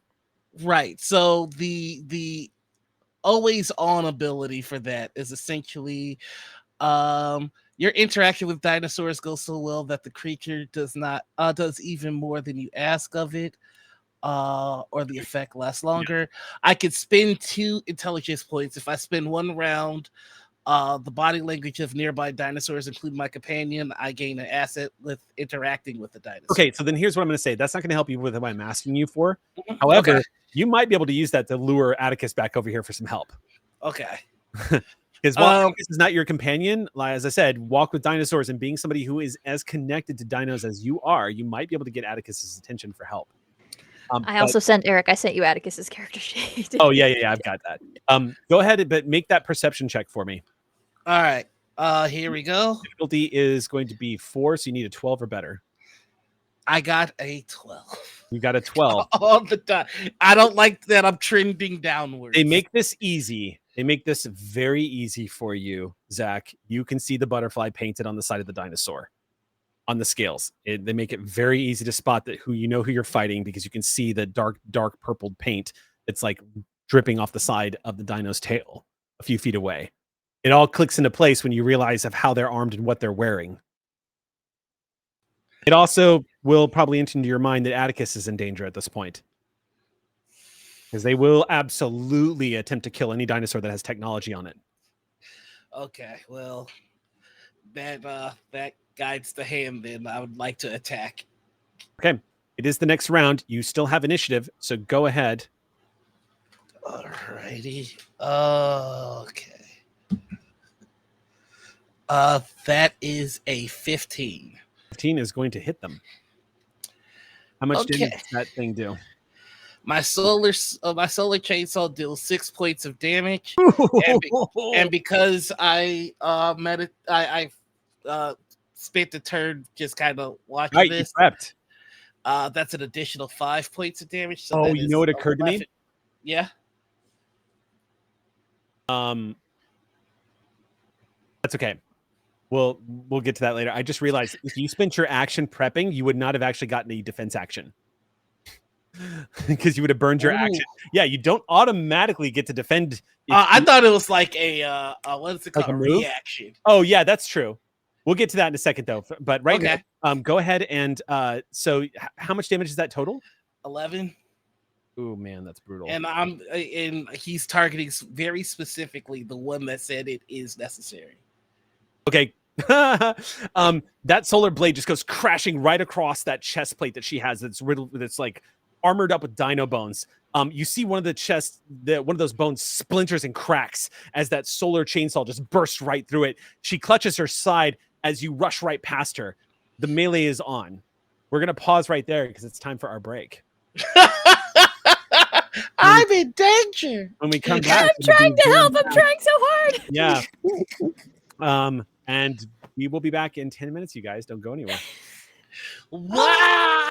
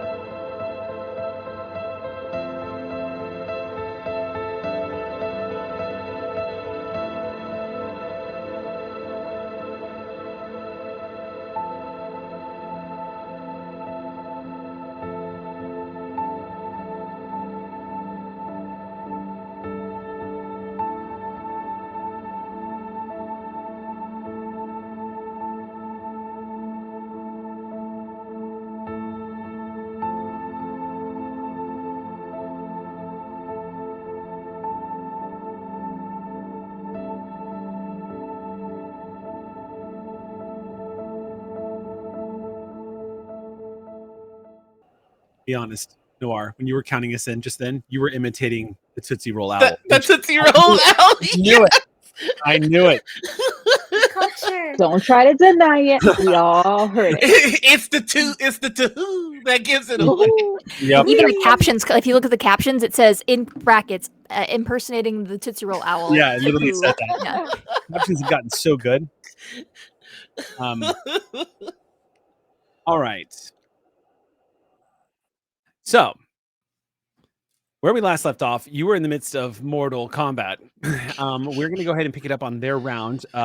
We were in the middle of that fight, so this is going to be their action. The two of them. So the first thing you notice on this round of combat is the second one, which is a very wiry-looking gentleman who is not gentle at all. He's dressed in a very much similar like get up of like these thick hided leathers from dinosaurs have been wrapped around and forged into this kind of armor using a lot of bone.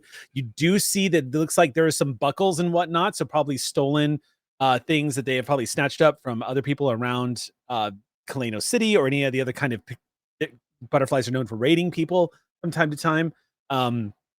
He is also armed with a sword, but you see he's actually kind of stepped back a little bit and is more like occasionally will just dive in to see if there's an opening, but for the most part, he looks like he's observing her attacking you more than he's actually engaging. Because on the second round of combat, she goes in like all in to kill you. And he takes one sliding step foot back and folds the sword back underneath his forearm and watches. She comes launching towards you, furious at the hit that you got on her last round. You're going to have to make a defense check here. So go ahead and roll. I don't want to keep using I don't want to keep using ox points, y'all. So I'm this roll. I'm just gonna use my speed defense. Okay, yeah, because we are down the same. And your shield. Yeah, and my shield. Yep. Speed defense and shield that counts as an asset. So their attack, just as a quick reminder, you need a 5 right off the top. Dealing with these guys, you're trying to beat a 5, so you need a 15 or better. With your shield, that drops down to 4. And because you have speed defense as a skill, that's going to drop down to 3. So you need a 9 or better. She comes in. I got a 5. Oh, she finally connects with you. You're going to take 4 points of damage. She drags a sword right across one of your arms. You're wearing armor, correct? I am. Yes. So I am. I'm wearing wet weave heavy armor. Oh, okay. I don't know. What's the armor rating? What does that armor rating give you? Ooh, give me just 1 second. I'm so sorry. That's okay. This is an easy question. Is it light, medium, or heavy armor? Do you know? It is medium, I believe. Okay, yes. so it'll give you a damage reduction of 2. Oh, okay. You only take 2 points of damage to your strength pool. Oh, thank God. All right. Cool. That brings me to 12 might now. Okay. So it doesn't really gain a lot of purchase, but you feel that slight burning sensation on your arm. You know she split skin. She didn't get too deep, thankfully. That hurt. Not as bad as you hurt her, but she tagged you back. She begins to circle. The second guy does not take an attack, though. He's going to linger. You see him actually kind of assume a much more relaxed role. He takes a couple of steps back. When he does this, you see the raptor take notice of his body language and slowly pad its way over to him and lower its head affectionately. And he just kind of casually offhand puts his hand against its feathers and just starts stroking the back of its neck without making any further movements and watches. It's your action again. Why are we doing this? Isn't there enough here trying to kill us already? We're gonna swing. 19. 19? That's going to hit with a minor effect. So here's what you can do with a 19. You can take a minor effect, or you can take an automatic extra 3 points of damage to what you do. Minor effects are things like damaging an object, distracting somebody, knocking them back, moving past them, striking a specific body part. Oh,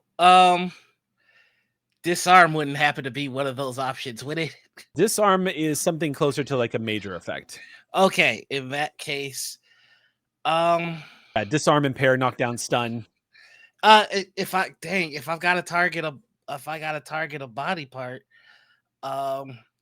You know, we bipeds we're weak in the sense that we only have the 2 legs. So I'm going after one of them. So that would I would probably say, yeah. Okay, okay. You're gonna go after one of her legs. Okay, cool. All right. In which case, how much damage does that do against 6? You said minus. Yep. Okay. So 11 points of damage again. Oh no, it's only 6. It's only 6. Oh right. 6 because you didn't prepare this time. Correct. Okay.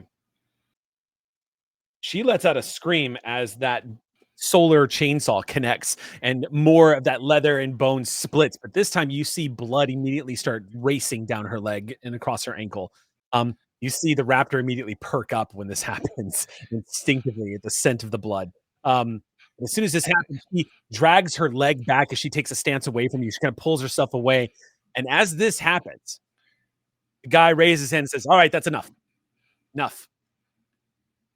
She looks like she's obeying him, but she looks like she wants to put that sword through you. She almost starts to lunge before he raises his hand again, and she stops herself. As he's just gently stroking the raptor's feathers, he gazes at you from behind that bone mask and says, "I'm going to keep this very simple for you. I just want what your friends brought with them from Kaleno. We've been watching, and I already know you know what I'm talking about. So I've been told to give you something of our ultimatum. Give us what they brought from Kaleno, or Silvercreek burns."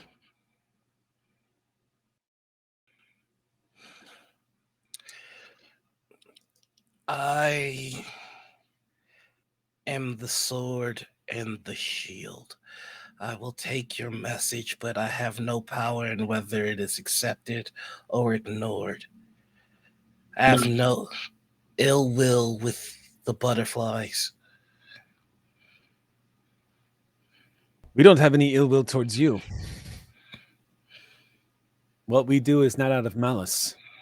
We do it because you're misguided. And we are going to save humanity from you. Hearing a lot of that lately. I'll take the message back. I'll take message of this encounter back. Yes. Another thing before I go, though. Clover, she's among you all. She okay? She's fine. And now that she is in Silvercreek, I am the sword and I am the shield, and she will remain fine. He nods and says,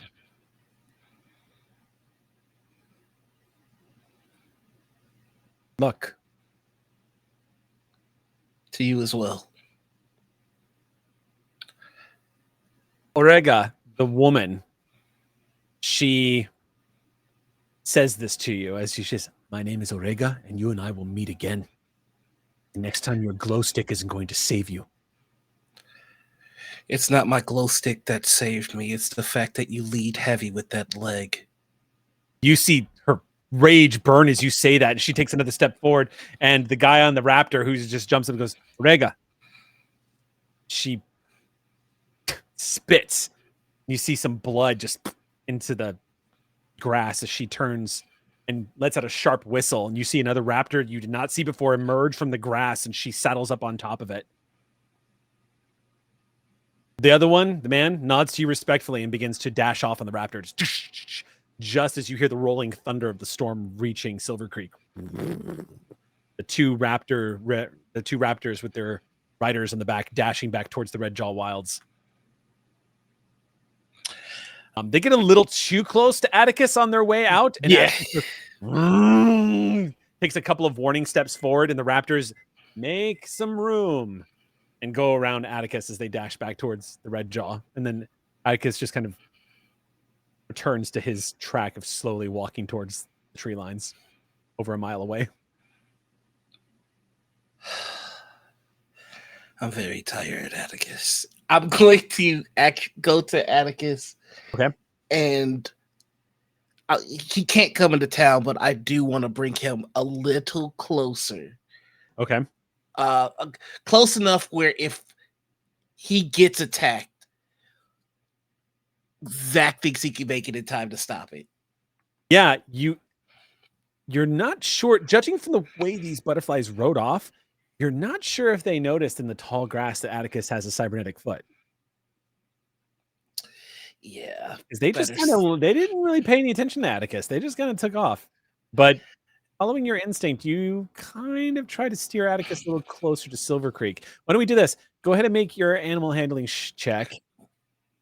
All right. The difficulty is 3. It starts at 3, but you can reduce that, I think, automatically, right? Yeah, I'm gonna spend 2 intellect, and what that does, you spend 1 round reading the body language of a nearby dinosaur. You gain an asset on interacting with the dinosaur for 10 minutes, and it does a little bit more of what I asked for from it. Yeah, in that case, even though you're not bonded to Atticus, Atticus knows exactly what you're trying to tell him to do. And he slowly, lumberingly just kind of... Atticus looks like he's tired too. He looks like he wants a nap. As the rain is starting to fall on him, he's just follows along. Come on. Old man Atticus. That is a 16. Oh, yeah. Yeah, so he lingers a little closer to Silvercreek. You basically convince him not to go towards the red jaw. You just kind of like pull him a little, point him back until he finally gets it. Oh, okay. And eventually the trike just kind of lingers outside eating grass that he doesn't particularly prefer. As soon as I get back, I'd like to find Piper and ask her to request or ask her to have our guest join me at Joe's bedside. Okay. When you enter through the gates and they close behind you, at this point, the wind has picked up so much that a lot of people have once again secured the houses and whatnot. Piper meets you downstairs as she comes down the wall, rounds the corner. She goes, "You want everybody to meet it where?" I take it Joe's still in the infirmary? Last I checked, yeah. Good. I'll need to bandage myself up and I need to talk to all of them, and I would like to have you there with me. She says, "Who did that to you?" Butterflies. Fucking shit. Of course. No, there's a fucking hurricane. Why wouldn't there be butterflies? Yeah, no, that makes sense. Great. This is exactly why Melina didn't want to let... This is exactly... Yeah, great. This is not Clover's fault. Oh, it's not Clover's fault? A butterfly comes walking into Silvercreek. Within 24 hours, 2 butterflies try to kill one of my lead militia members? That's just coincidence? It's not coincidence. The butterflies have been watching us for some time. The fact that I didn't notice is my failing, and it will not happen again, but there is something in particular that they are here for, and it is not something that Clover brought. This is not Clover's fault. It's one of the other ones? Why did 2 butterflies jump you? That's what I want to know. One of them has a device. It's always one of these fucking devices the butterflies want it destroyed. Personally, I don't care either way. Yeah, we give them the device. Why does it matter? Whatever it is, they can have it. Who's got it? I would like to talk to them first. I'm sure you would. You see her face contort with a little bit of anger suddenly. She goes, "But Zach, I call the shots around here. I'd like to know who has the device. Now." One of the shots that you called is putting me in charge of protecting this place. I would ask that you trust in your original decision. I am not withholding information from you. I need to give them the chance to do right by me. Please. You can make an intellect check. This is basically a social check if you want to try to convince her. All right, here we go. The difficulty of this is 5. My intellect right now is low. It's been an exhausting day. I've got 4 intellect. Let's go. A bit of a day. That's a confident 8.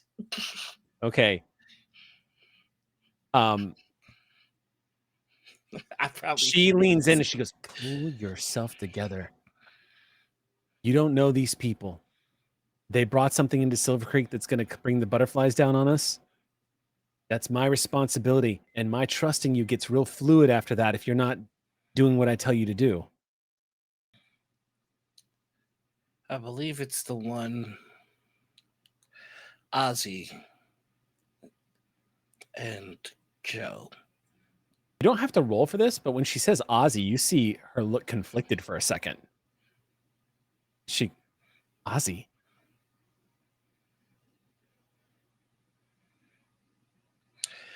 I'm going to give you 10 minutes. And then I want to hear back from you. And then I'm taking over. Understood. Thank you for Butterflies tell you anything else? That if we do not hand over the item, you don't have to finish that. All right, you've got 10 minutes, and get into shelter too, because the storm's hitting right now. Understood. Get that stitched up. Trying to get scars, trying to attract people or something. Get out of here. If you only knew the day I've had. She calls out to one of the people on the wall. Her forced humor is... Zach, you get the impression that forced humor you've just got out of her, that sort of like half joke, that attempt at a joke.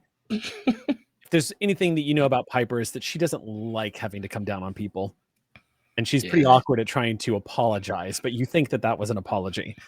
She calls out to somebody on the wall, and she starts barking out orders, sounding more like her old self again. And as you are making your way into Silvercreek, sheets of rain are now starting to fall out of the sky at the same angle that they were before all of the madness began. There are a couple of directions you can go. There's Melina's place. There is, of course, Dahlia's place, and there's Michael Yin's place. They could be at any one of those locations. Thankfully, neither one of them or any of them are that far from one another. But you Michael are Yin. Michael Yin? Okay. So you go to Yin's place. When you walk up to the door, first thing you notice too is Yin looks like he's been sweeping a lot of stuff outside and latching it down. But when you step inside, the first thing you hear is, "Stomp your feet at the door, please."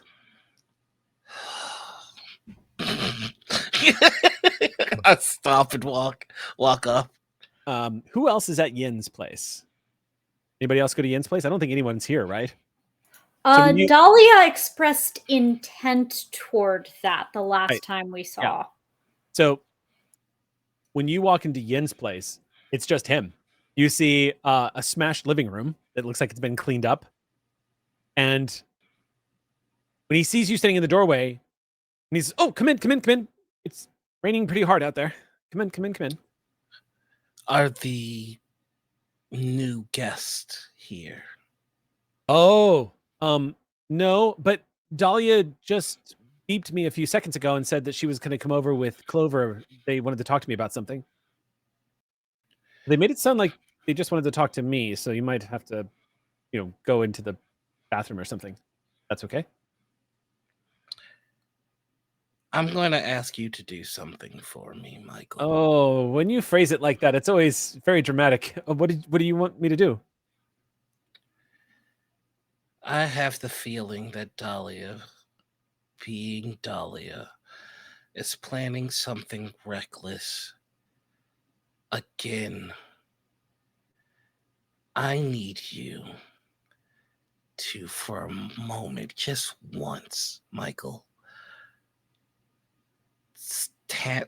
stamp down your love of wonder and science and guide them to doing what is best for Silvercreek.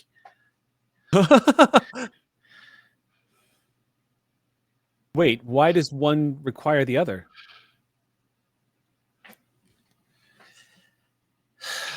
usually the opposite. There are butterflies about. Really? Does Clover know? No. Oh, she's going to be very upset. More than that, I don't want the people of Silvercreek to take to fear and make Clover feel unwelcomed.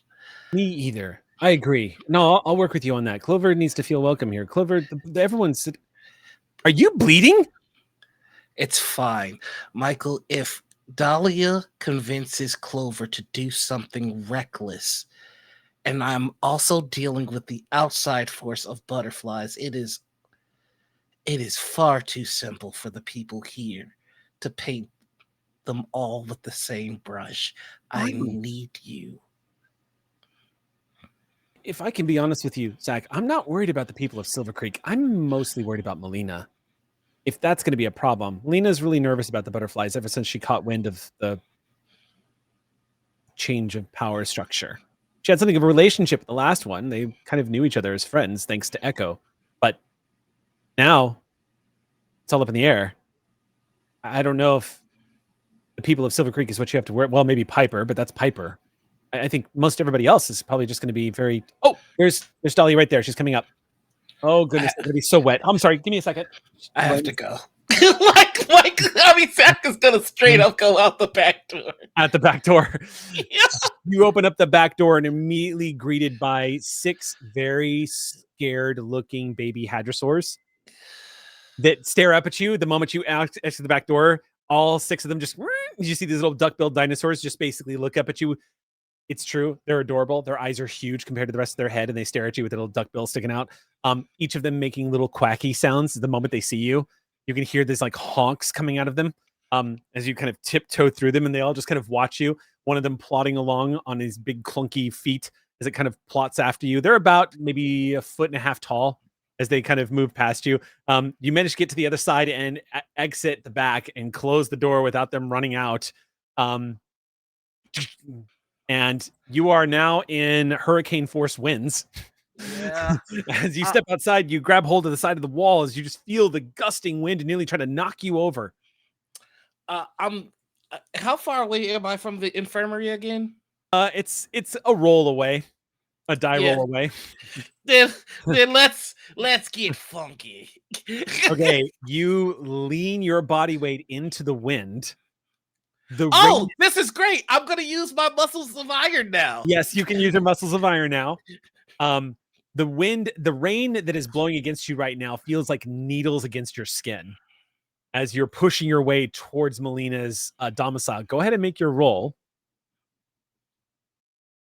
The difficulty of this is going to be 3. 17. 17. You managed to get there. It is not fun. I'm going to say... I'm going to give you, to illustrate this, I'm going to say that would have done a single point of might damage. All right, However, you've got armor on. You're wearing enough thickness that you actually managed to get through that and subtract that pain away. But when you get to the door and activate it and it opens up, you come inside and your ears are ringing from how much wind was blowing against your head. The door goes, shh, closes behind you. Immediately you see Joe sitting up in a medical bed, like with what looks like a towel, like pulling, like squeegeeing off this mud. Ozzy is sitting right next to them. Looks like Ozzy may have, judging by the look on Ozzy's face, may have just completed saying something charmingly sarcastic. And Melina, who's across the room, tapping her cane and talking to somebody at the bed. Everyone looks up at you. Just as that happens, back at Dr. Yen's place, coming in out of this hurricane force wind, both Dahlia and Clover, as the doors close, and Yen just goes, "What a day this has been." Everyone's like running to their neighbor's house, and it's the worst time of day to possibly visit your neighbor. Here, let me give you a towel. And he hands everybody and says, "Well, I guess everyone's okay. We're done with the whole dino pets trying to eat people thing and smashing the living room. And by the way, don't worry about that, because in all honesty, I was looking at getting rid of that coffee table. I don't drink coffee. It's hard to come by in the Cretaceous period, as you might imagine. So what can I do for you? Are you back here to nestle down? Would you like me to... Oh, are you all in the mood for a board game? We already have something to puzzle and figure out. Oh, okay. No need for a board game right this moment. Sure. Down to business then? Is everything okay? I don't know you as well, so I'm gonna let Dahlia do most of the talking here. Yeah, so it's like this, and she just exposits everything. Yin just sits there nodding as she's talking, and she, of course, does that thing where she kind of goes off a little bit about Bruno for a second, then about her kitchen set and one of the things that she got destroyed, and then comes back to the story. And by the time she is done, Michael Yin takes his glasses off with a slightly trembling hand and just says, "Sati Site 000E. How do you know about that?" Oh, just overheard something. Listen, Does it matter how we know? kinda does. Sorry, Clover. I know this is gonna sound unfriendly, and it's not. It's not. I swear it's not. I'm Team Clover, but it's just that the two of you might have just referenced what is perhaps one of the most dangerous secrets of Silvercreek, and that you know about it and are kind of being iffy on telling me how it is that you know about it. It suddenly brings the fact that you're a butterfly into contrast. That has to be a sign. Like, now all of a sudden that has to be a thing because I don't know you, and that you're here dropping that information to me. I don't know what to think. And Dahlia, you've only been here 6 months. You both of you have to understand what you just said is incredibly dangerous, and I'm a little frightened that you know about it. How do you know about it? I did not know about it before I was here. I can say that. Okay, I believe you. I believe you. Um, wait a minute. Wait a minute. Wait a minute. Why are you asking me about this? What are you going to do? And he immediately looks at Dahlia, and Dahlia goes, "Hey, we haven't decided we're doing Nothing. anything yet. Nothing. Nothing." Yeah, I'm also gonna signal to Said, Dahlia like, yeah. no, nothing. No, nothing. We saw it in the thing, and she points at it, and he looks at that device and goes, "So you found this in the swamp, and it had a message from your future self, and it dropped the 000."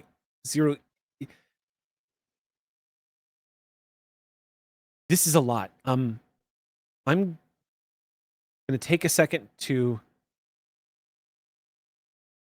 not black out, and can I see the device, please? And she says, am I getting it back? Yeah, of course you're getting it back. I'm not gonna. It's yours if you're on it, especially. Here, let me just take that. And he looks at it and says, "This is weird." And looks it over and says, "Huh. Um, would you mind if I opened this up?" And Dahlia shrugs and says, "You're gonna have to ask her." And motions to Clover. I don't know anything about it. I've been wanting to open this up. Let's do it. Okay, let's open it up.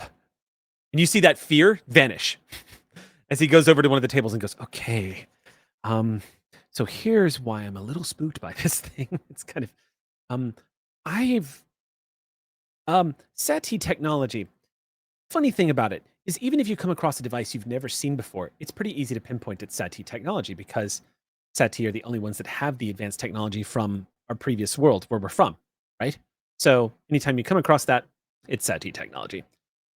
Sometimes it's repurposed. Sometimes they kind of rejigger it into something else, and kind of make it into a whole new device. Usually through some pretty clever. All this, I'm sure you know. The point that I'm trying to get to is there are markers that kind of signify that you're dealing with old tech. You know what I mean? Like most of the time, it's just looks super futuristic, like nothing we would build here, even if it was repurposed tech. What's weird about this is this does not look like SATI tech to me. That's weird. So I just want to say that before we open it up, which is why I wanted to open it up. So let's open it up. All right. Takes it aside. You see him pull out some tools, lay them out, and goes. He looks at you, Clover, and says, "Have you ever? You've always wanted to do this. Do you want to do it? Do you want to do the honors?" It's sort of an apology for the butterfly thing. I mean, I had to be logical about things, but I do feel bad saying it. I think you should do the honors. Sure. He slides it over to you. Make me an intellect check, but you do have all of those things for cracking open some technologies. Okay. Do I? So I popped. Oh yeah, it only lasts a minute, so I'll do machine interface again. Okay. And use that as an enabler now, right? Can does that work? If I spend it, I can use it as an asset on this roll, or Yes. You can use it as an asset, which is good because the Cool. difficulty of this is going to be 6. Okay. So that's going to drop it down to 5 before you spend anything else. You have a tech Okay. toolkit, don't you? I do. That's going to give you an asset. So that'll drop it down to 5. So you've used an asset And then talent. You can spend an aux point if you want. how many aux points do we have? You guys, surprisingly enough, y'all never go through as many as we have in the episode. We've spent one from Enough. Rosen. Yes, you have 1. We have enough. Okay. 2, 3, 4. You have 5 points left. Important. Go yoink a clock module or something. Yeah. Okay. I'll use an aux crew point. Aux crew point. This one's from Kato. Hey. So aux crew point spent. That's going to drop it from 5 down to 4. You need a 12 or better. Okay. All right. Still hard, but more doable. Oh my god.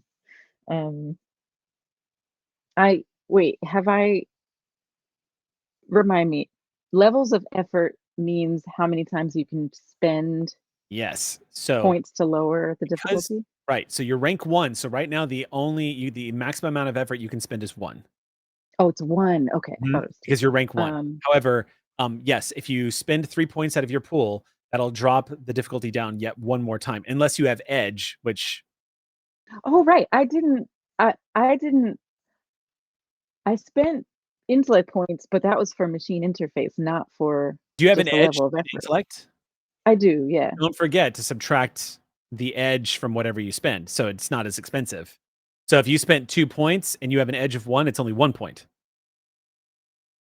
Really? Even for the Mhm. skills? Anytime Oh, you use. this whole time Like I've been. skills can be free at a certain point. Like if Mhm. you have like a Yeah. 2-point thing and you I- have like an edge of 3, I- like it just eats the whole thing. I 100% remember you having this revelation about 4 years ago when you were like, yeah. Oya can just do this now? And I was like, yeah, Oya is kind of magnificently powerful. But it's true. You're on your way to that sort of edge will always just suck up your expenditure so you can just get them for free. Okay, well, in that case, Mhm. I did spend 2 minus 1 because of edge on Okay, machine interface. I'd like to spend 2, so 3 minus 1 Right. or just a level of effort. Right. So then that's going to drop it from 4 down to 3. So you were going to need a 9 or better. Okay. Drop that. You Okay. literally split the difficulty in half. So you need a 9 or better. Come on. Come on, Schwartz. Come on, Schwartz. No. Oh, what'd you get? 2. A 2. Ooh, dodge that GM intrusion. This thing is unlike any piece of tech you've cracked before. It looks like a solid piece. You don't see any seams aside from the back area where the power coupling slides into the back. You don't see any seams. It's kind of racking your brain of how did they construct this? What is it? The only way you can imagine getting inside of this device is probably through the portable power coupling space in the back of it. And as you go sniffing around that, Yin leans in and goes, "Okay, yeah, that's confusing me too. Maybe we just let this sit for a second and think about it." Yeah, I would hate to actually like break it apart. I don't want to shatter it. I feel like that's destroying important information on its own. I mean, the fact that this thing exists, I can't help but feel like this isn't. I can't help but feel like this isn't Sati, but there's literally no one else that could build something like this but Sati. So you think there's someone else out here building these types of things. You know what's possible? His eyebrows go up as he says, "It might be possible this is an artifact. This might be from a time anomaly. This might have come through a time anomaly. Like every now and then, you know how we interact with time anomalies, and some of us can gain the ciphers that are translated into our DNA codes. In this case, every now and then they're incredibly rare, but every now and then a physical artifact will fall through a time anomaly. They're highly valued, extremely rare, and almost always high tech. Ah, Did you find this near a time anomaly? Didn't you say you found it in a swamp?" And he glances over at Dahlia, and she just goes, "It was in the mud." And he nods and says, "Well, it may have, maybe there's a time anomaly and it fell through it, and it's just been laying in the mud ever since. It's entirely possible, you know. Trees do fall in the forest without us around, that kind of thing."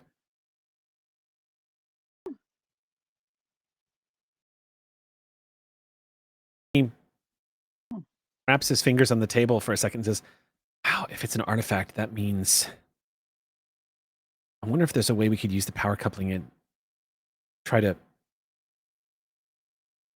oh, I just had a thought.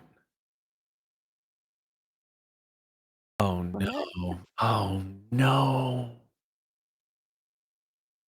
I'm afraid to ask.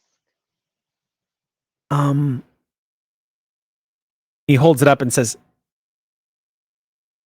"I think you notice that there's a part where this probably attaches to something," and he holds it up.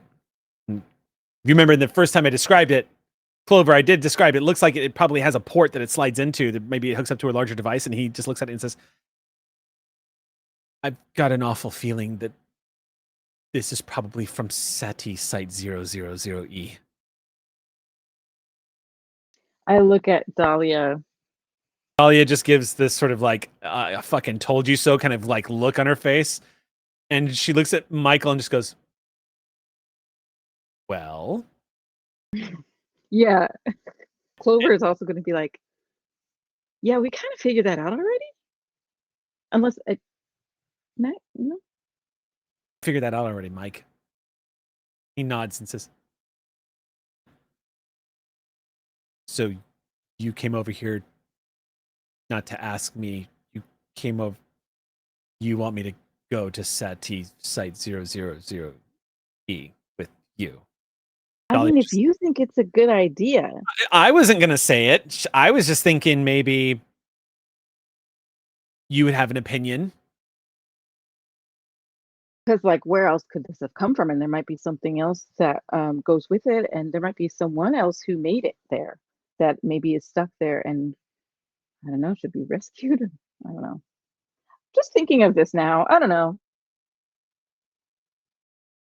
I can roll for this if you need me to, because Go ahead and roll Clover's for it. very Yeah, bad. he looks like he's on the fence. Go ahead and roll for it. It's a persuasion check Don't here. So it's any kind of intellect convince- spend you've got. Any social skills. God, this is where we need Ozzy so bad. But Ozzy is about to get Ozzy is about to have that conversation. So the difficulty So- here is 3. It's Clover has an inability in social. oh, that's right. You have I'm sorry. This is going to be a difficulty 2 because he is a level 2 NPC. So You mean, wait, I have an inability, so it gets so then harder. it becomes a level Yeah. 3, and that means you need a 9 or a better. Okay. Okay. Please take an ox crew point to do chaos. If you take an Temptation. if you manage to succeed, you are going to gain Michael Yin as an ally to any adventure. To I mean, that would be great. If you guys NPC party member, let's go. Okay. So 9 or better. 9 or better. I'll take an ox crew point. Okay, you take an ox point. Ox crew once again to the rescue. Thank you, Shock 22. Thank you, Jack 22. All right, All that's right. going to reduce it back down to 2, so you need a 6 or better here. 17. 17. You see Michael Yin just thinking about this, and he looks up and he goes, "Melina's going to be super pissed if she ever finds out. That's But I why know she'll how to. never I know find how to. out. I know how to make sure she doesn't find out. How? Once the storm ends, I am going to be taking the Hadra swords out into the fields. The adult haddies usually need to be taken out in the fields once or twice a week. Now that the mega herd of trikes are gone, I'm going to give them free reign of the fields. We're going to have a very, very, very small window of time. My guess is probably something like in the time span of 30 minutes tops to sniff around that site. And that includes getting in and getting out. So pretty small window of time if we don't want to get noticed. Yeah. Also, I've never been there, and all I know is we're looking for a lot of rocks. So is that enough for y'all? Do y'all know your way around the thing? I saw it on a map. Perfect. Then we're good. Great. Yes. We're good. I am so bad. It's a nice change, I guess. Kind of feel, I don't know, powerful. Like I could do stuff. All right, I'm gonna go pack some snacks. I'll be right back. And he beelines out of the room, and Dahlia goes, "Oh God!" He brings these bug snacks.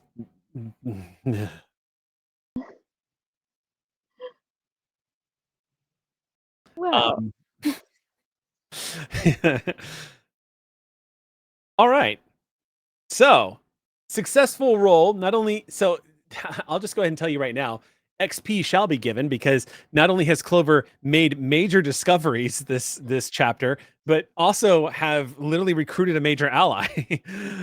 So there's that. Meanwhile, though, there is a dramatic situation unfolding in Melina's lab as Zach enters.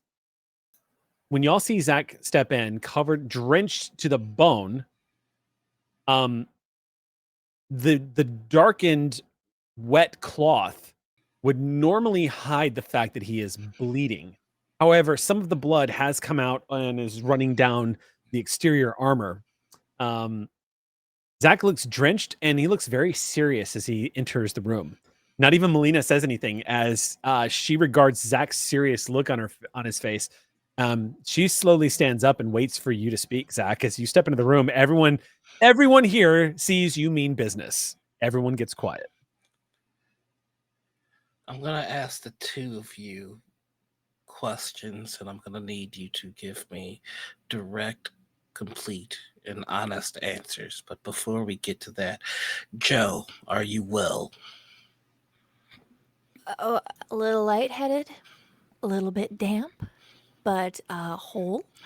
And I am told that you got me and Atticus back, so I appreciate that of you. I'm a little slow on the uptake right now as I refill my horrible flesh vessel with fluids, but I'm doing okay. Why did Hey, you it's a run? delightful flesh vessel. Thanks. Why did you run? Because I needed to separate from the time terror. You ran from the time tear. No, not necessarily. Well, yes, I needed. I think she kind of looks at Ozzy like a. Am I okay? Like it's like an "Am I good to talk" thing. Like, Ozzy's gonna look across the infirmary because it's not even just that Melina is here. There's also just like two random people in here too, just chilling. Joe's inclination is literally always going to be to answer the question, and so she was like fully like, wait.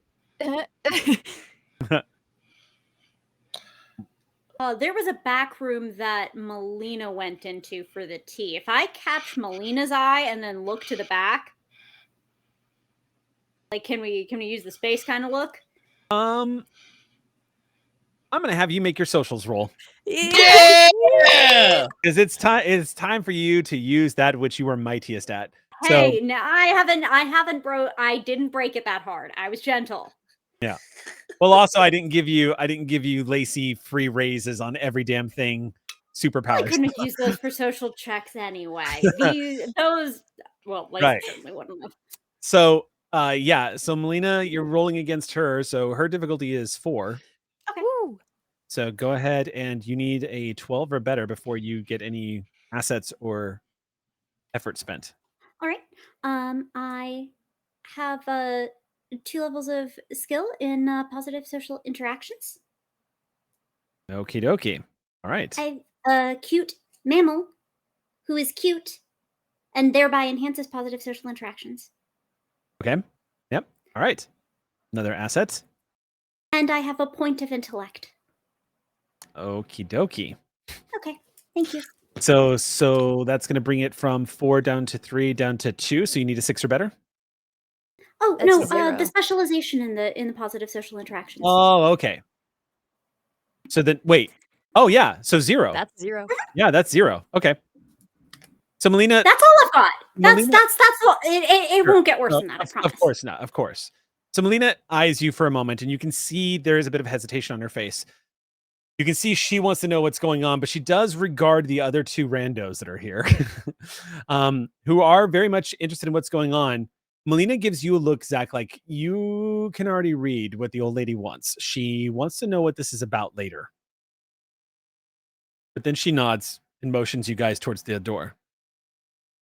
And as everyone's headed into the other room, you hear her lovingly, but kind of like angry mama say, "Don't bleed on my floor." I'll do my best to avoid it. You guys head into the back room. It's okay. I already owe her a floor clean. If you do, I'll get it. You enter into the back room. It is a large open space that immediately strikes you all as a room that is frozen in time. You see a holographic projection of a family that is next to what looks like a very comfortable looking bed. The holographic projection is just beaming out. You see a woman and 3 children. She's got one on her shoulders. It looks like you see it looks like a skyline is behind her, and the whole thing is animated. So the kids are laughing and she's smiling, and you see things flying through the air that are not pterosaurs in the background. You also see there's a couple of contraptions and gadgets in here that you suspect are probably from Kaleno City, or maybe artifacts from Kaleno City. Not actual literal artifacts, but accoutrement, as it were, from Kaleno. The place looks like it has been kept up. Does not resemble a lot of the bedrooms that you see here in the Cretaceous period. Certainly not in Silvercreek. Each of you kind of, without having to make a roll, each of you kind of gets the impression that you're looking at what a bedroom might have looked like back on Earth, where she is from. Not Earth, where you are now. The images you see as you lean in, anybody who takes a closer look at them will notice the woman in the picture, who looks like she's probably in her mid-20s, has to be Melina. It's a beautiful room right now that is well lit with ambient glow of light, and the hurricane force winds that are slamming rain into the walls outside are just a very relaxing patter of thousands of sheets of rain just against this sort of glowing glossed window. The Sati bunker sites, these sort of modular scientific laboratories, you two would know this in particular, being from Kaleno City. These were designed to exist in any environment. These could be set down on the surface of Venus and they'll be fine. They are designed to endure. You're getting like a good look at space age tech here and how comfortable it was to live in these back in their heyday. You have this large open space. It's about 300 square feet in here. Is there a chair? Because There's I a think chair. Joe There's a needs chair, there's a this. desk. Yeah. There's the chair. Melina is Yeah. in the trip. For what it's worth before this starts rolling too on. If I elevator arm the door for Melina, would she like to join? Like it was not Melina. She doesn't seem to immediately follow in, no. Okay. All right.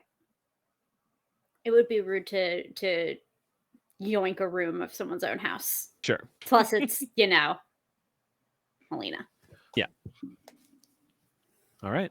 You guys have the room right now. 1 second. Just checking stream. We good? I'm double checking. Double checking. I'm petting Vern. Okay, we are good. All right. Yeah, Joe finds a seat, sits down, and says, like, blood loss, not great. Not a great. I know she's refueling, but like just gonna take Centurior, and she sits down and goes, "Okay, can you repeat the question, please?" Why did you run?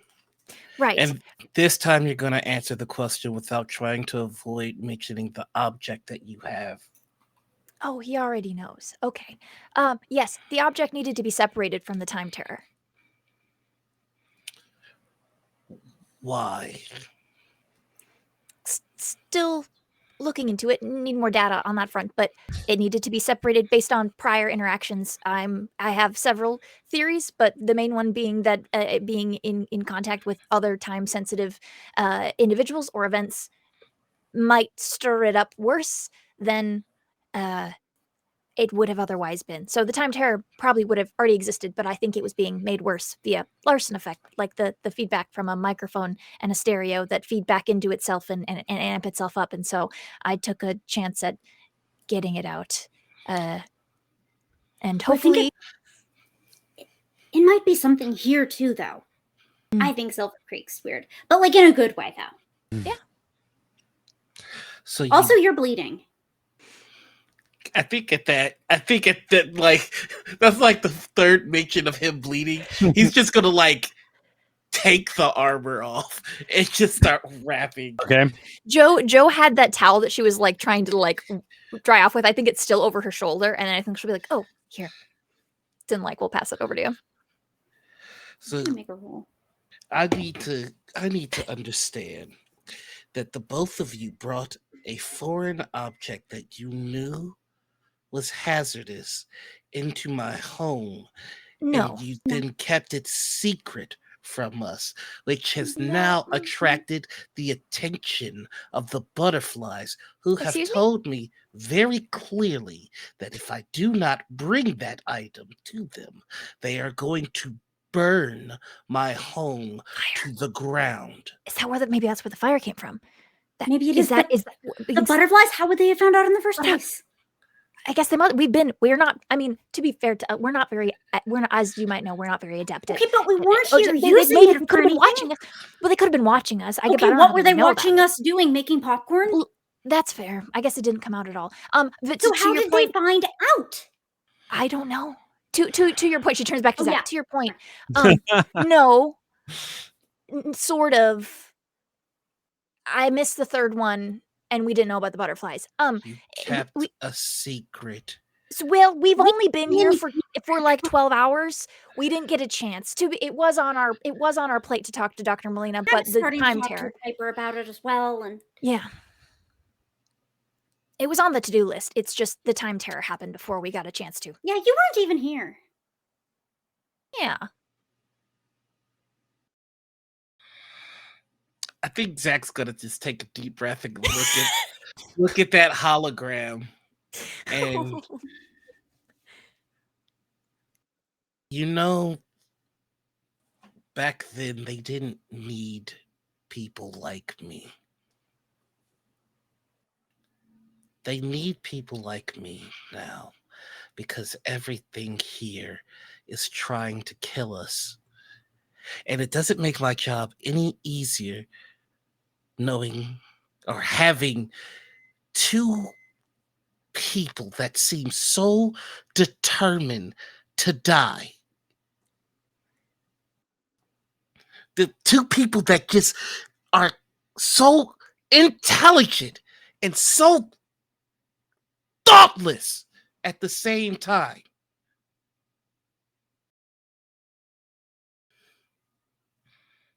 I can assure you that thought did go into the actions of today. That was calculated and on purpose. I did leave on purpose. There was a point. You ran directly into Grim Swamp. Yes, and I separated the time terror from the item, and from what I've heard, the effects seem to have nearly after I left seem to die down. So I would say that it was a risk that was taken not lightly, but with preparation. I moved, and what's the life of one, the life of many. If I was able to stop others from being hurt by these passages of time forward or backwards, then what is the problem? I feel I may have done you a service. I know you don't know me and I don't know you, but if the point is to protect the city, I feel I'm being reprimanded for doing what you would have wanted in the first place. What I would have wanted in the first place was to be aware of this object so that we can get our brightest minds to come up with a conclusive risk assessment. And And as we while told you you- were halfway into the forest, that was what we were trying to do, and a hurricane happened, my guy. I really appreciate the compliment that I might in any way be intelligent, because that's entirely just rubbing off of her. But I would ask you,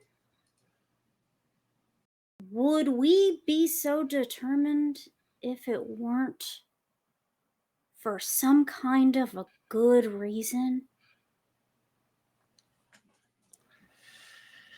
Dr. Adrian Becker is 107 years old. Dr. Amelia Molina is 115 years old. Did you seek out the counsel of either of them? Because that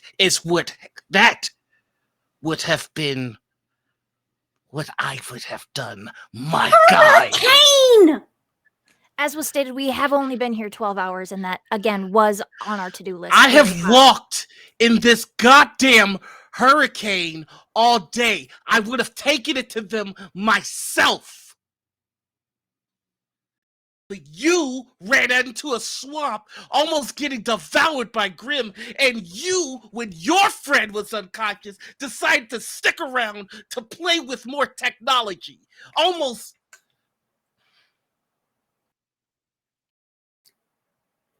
To not put Adrian Becker and Dr. Molina in more of harm's way.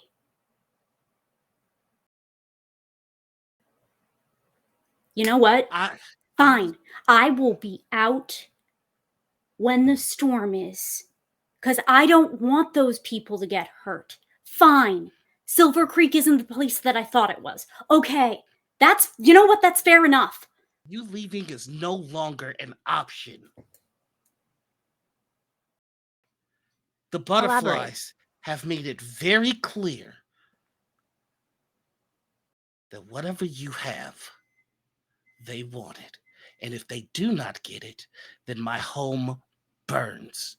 And that will not happen. How quickly can I build them a decoy? Oh, that would be we could make an attempt at that. I don't see why not. How would they know what's in this anyway? It has to be nothing but rumor. And unless they want to out themselves as having any understanding of the technology they're trying to get, how would they be able to confirm whether or not it's what they think it is? How would they know? How many times must your deviations and deceptions and schemes fail before you realize that you're not as smart as you think you are? You tell me that you wanted to avoid putting people in danger. You didn't want them to be in danger. Well, let me tell you this. The danger that you can see coming is far less dangerous than the danger you have no idea of. And because you two wanted to keep it secret, we are now at a disadvantage. 15 families, 15 of them. Again, keeping secret was not part of the plan. Hurricane. And I posit to you that the plans that we're making are, again, to avoid trouble and for you in the future. We don't know what their intentions are with this piece of technology. The fact that they're interested in a piece of technology that they know so intimately, but did they say that to you? Yes. Do you believe them? Do you know them? Do you have rapport with them? We don't know what they could pose more of a threat with it. We're simply positing that maybe we make a decoy and then get out. They have their piece of garbage or whatever they think they can destroy. If that's what they want to do, then they destroy it. And if not, then they don't have a piece of technology that could possibly hurt you further. We're trying to stop more possible damage. The thing that you said we can't see, maybe you can't see it either. And if your deception is discovered, then what of Silvercreek? Then we take it from there. 15 families. I do not care what this trinket is. I do not care what they want to do with it.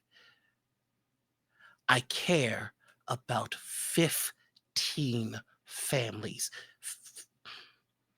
And if they want what they want with it is to cause further harm, then what then? They want to destroy it. Everything about the butterflies is about their obsession with destroying the technology that you people are obsessed with finding. You both are mad. I'm going to do a GM intrusion. Yay! Also, everybody? Yes. Okay. Yep. Yeah, chat. I got stuff in check-in. Okay. So this is an intrusion. Technically, I'm going to put this intrusion on.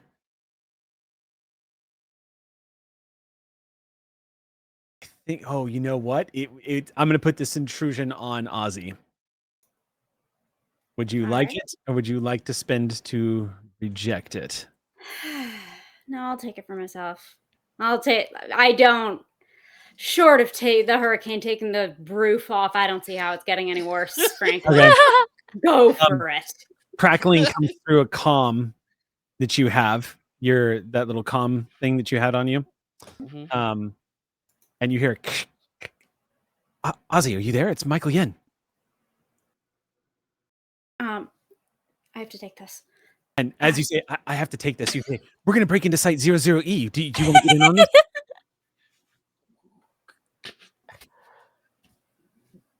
Only Ozzy is hearing that, correct? No, that's the GM. No, this is the GM intrusion. That's the GM intrusion. I don't think I know what that is. So the GM intrusion? Joe is no. Oh, Joe doesn't. Joe has no idea what that Right. site is, and just is like, it's a super secret site. You hear in the comments. And nobody can know about it, but we think we're going to unravel this mystery and figure out everything that's going on, and it might be connected to this incredibly secret site. And Mr. Michael Yen, possible he can't hear you as he's talking through the channels. He just yeah, you start Mr. Yen, and he just keeps going. He says, "Yeah, we think because of the temporal anomalies that have been happening, we think we can actually subdue the dangers to Silvercreek by figuring out the source. And we think that source actually might be somehow linked to the Forbidden Rocks, which is a dangerous place to go. We're not supposed to go there, but I believe that this is the way to fix the problem. Are you in?" Joe turns to Zach and says, "We had nothing to do with this." Zach is gonna take his comm. Okay. Michael. This is Go for Yen. Michael, what are you doing right now? Right now I'm entertaining company. I've got some friends over here. Clover and Dahlia are here. You remembered our conversation. You have dissuade them from doing anything reckless, right, Michael? Yeah. I remember you saying that. So you wouldn't be going to any hidden secret sites. The one place that no one in Silvercreek should be going to, right, Michael? Well, so to answer that, first of all, no, that's not accurate. Because that is what we're going to do. And the other part too is that I did try to dissuade them as you instructed. I just failed. So would you like to come with us? I'll be right there, Michael. Oh, good. Do me a favor. Are you at Melina's lab? Yes, yeah, Michael. we're all here right now. Melina's not nearby. She can't hear me, can she? No, I invited her, but she was in the other room. Apparently, that's a really, really wrong thing to have done. Oh, yeah. Zach, real quick, before you guys head over here, could you please grab me one of the scanners off of Melina's desk and bring it with you? I need to get into this tech device that we are having a lot of trouble opening, and I'm almost sure that's going to help us. I'm almost sure. And now that we've got comms open on the side, Joe goes, "Mr. Michael Yen, might I also accompany?" Oh, yeah, absolutely. No, I think this is the real ticket to uncovering something here. I think all the weird time shenanigans that have been happening lately in the center of town. I think it might have something to do with the device you guys brought, but I think it's bigger than that. I think it's much bigger than that. In fact, I think the problem has been here the whole time, and that your device just uncovered it. Called it. But Nice. I can't know for sure until I figure out if this thing is attached to the Forbidden Sati site that we will almost certainly be put in front of a tribunal for and possibly exiled if we get caught. So if you guys could keep this on the download, that would be great, because no one's going to take care of the Hatties like me if I get tossed out. Okay, I'll see you soon. Okay, for sure. Yeah, no, I'm about to get exiled anyway. I'll talk to you later.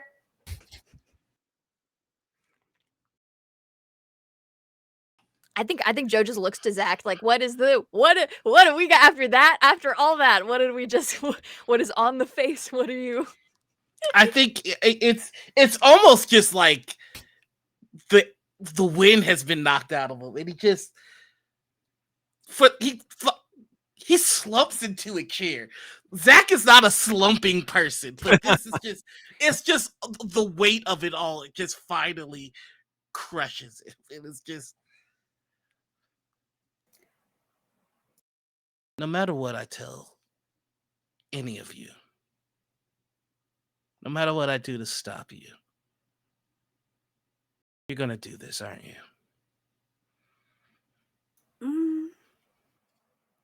If you have some relevant information that could potentially be alter the preliminary. trajectory, yeah. Mhm.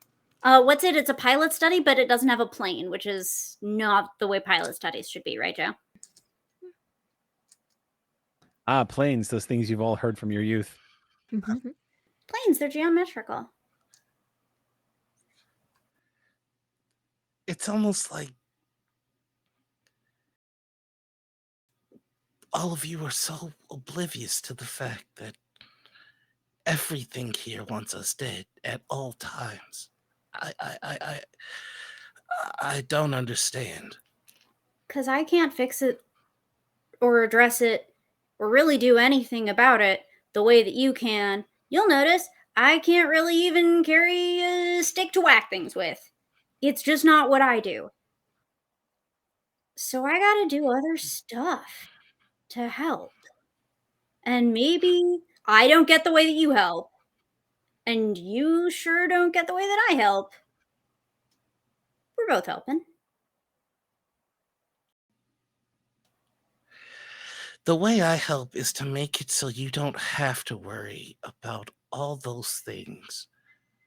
All the creatures, the plant life, the hazards, the butterflies. I'm just the sword and the shield, and And maybe it's okay to let someone else shoulder it on occasion, or at least, maybe someone who knows some technology or other insightful ways to make them weigh a little less. This is a bad metaphor, but what is this fascination with technology? I can't lift the sword. Are you kidding me? I can't tell you I can wield the sword and shield for you. I'm throwing, it was a bad metaphor. It's okay to let other people come at problems from different angles so that you don't have to carry all that weight yourself. I'm going to throw in a GM intrusion right now. Yeah. In the middle of Yeah. and it's on beyond Zach. Who, by the way, gets my intrusion XP. I didn't get Okay. Cool. Zach, you don't have to accept the GM intrusion. You know I'm gonna take this bad boy. You know you play with me. You know who's at this table. Who would you like to donate that XP to? I'm giving it right back to Sam. Okay. You hear through your comms, your 10 minutes is up. I'm on my way. And it cuts off. I've got less than 3 seconds to decide what to do with all of you, or 3 minutes to decide what to do with all of you. If you insist to going to that facility, I have no choice but to turn you in and to have you all exiled. That seems very logical. Yeah, you do what you gotta do. I mean, it's really gonna suck because, realistically, where's even the next closest settlement? So probably we are going to die. I should point that out. I haven't. 12 hours will not get rid of the sunburn. 12 years will not get rid of the sunburn. We get exiled, I'm going to land another one immediately. Even if I stay under the frill this time. Mm-hmm. You think maybe Michael Yen will lend us some sunscreen before we get exiled? Yeah, I bet. It's not Well, funny. This is serious. The doors slide open, and you see the silhouette of a 5'5" Latino woman wielding a cane, just calmly standing there. She steps into the room and turns around and just presses the button as the door slides closed behind her. And Melina turns to everybody and says, "Your voices are carrying. I don't know what's being said in here, but everyone's being awfully loud." Apologies. Yeah, I brought a device with me. I thought maybe Sati would have a problem with that. I didn't expect the butterflies to. I don't know how they found out, and I don't know what they could possibly know about it unless they were collaborating with Sati. And I was going to tell you, but a hurricane happened. Anyway, if you want to help us figure it out, would be really welcome. If you don't want it in your town, I hope Michael Yen gives a sunscreen. There you go. To Zach. It's about caught up. Yeah. They've made plans to go to the forbidden facility. They'll She be joined. stiffens at that, and she goes, "How?"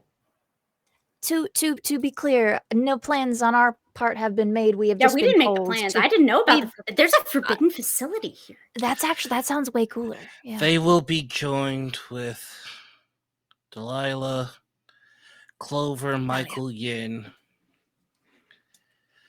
potentially these two, and me. Dead silence falls in the room. Back at Dahlia's residence, Michael Yen steps into the room with a bag, puts it down, and goes, "Okay, I think I've got enough for everybody." I've never done anything like this before in my life. This is actually kind of exciting. I hate to admit this, but I've kind of always wanted to go there. I mean, you call it the Forbidden Rocks, and I'm a scientist. Like, what do you expect, right? All right. So I've got about a day's worth of comms go off. Michael, could you please report?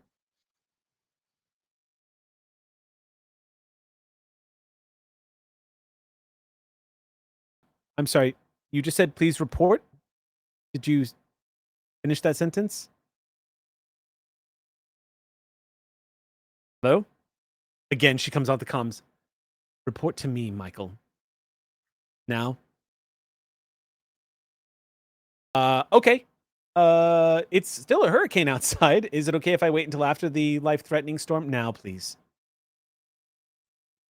He looks up at the two of you and goes, "Oh, she knows." Yeah, she knows. I'm sorry, how does she know? Are there listening devices in all of these places? Oh. I have a hypothesis. I got a theory. It's very easy to test. Dahlia, will you step into the room just around the corner? Sure. She moves around and he gets on the comm and goes, "Dahlia, can you hear me?" And you hear Michael Yin's voice in the other room, and he goes, "I guess I told her."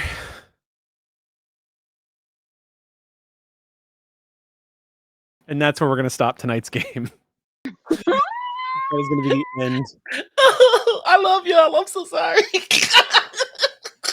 As a plan was both established and destroyed in a time span of 10 minutes. I've never even seen. We're still going. This is still happening. We're still going. Everyone gains a point of XP tonight. Woo! Right off the bat. And then gain a second point because everyone uncovered stuff this evening. Everyone uncovered secrets and information and data and had good stuff. So 2 XP right off the bat. Glorious.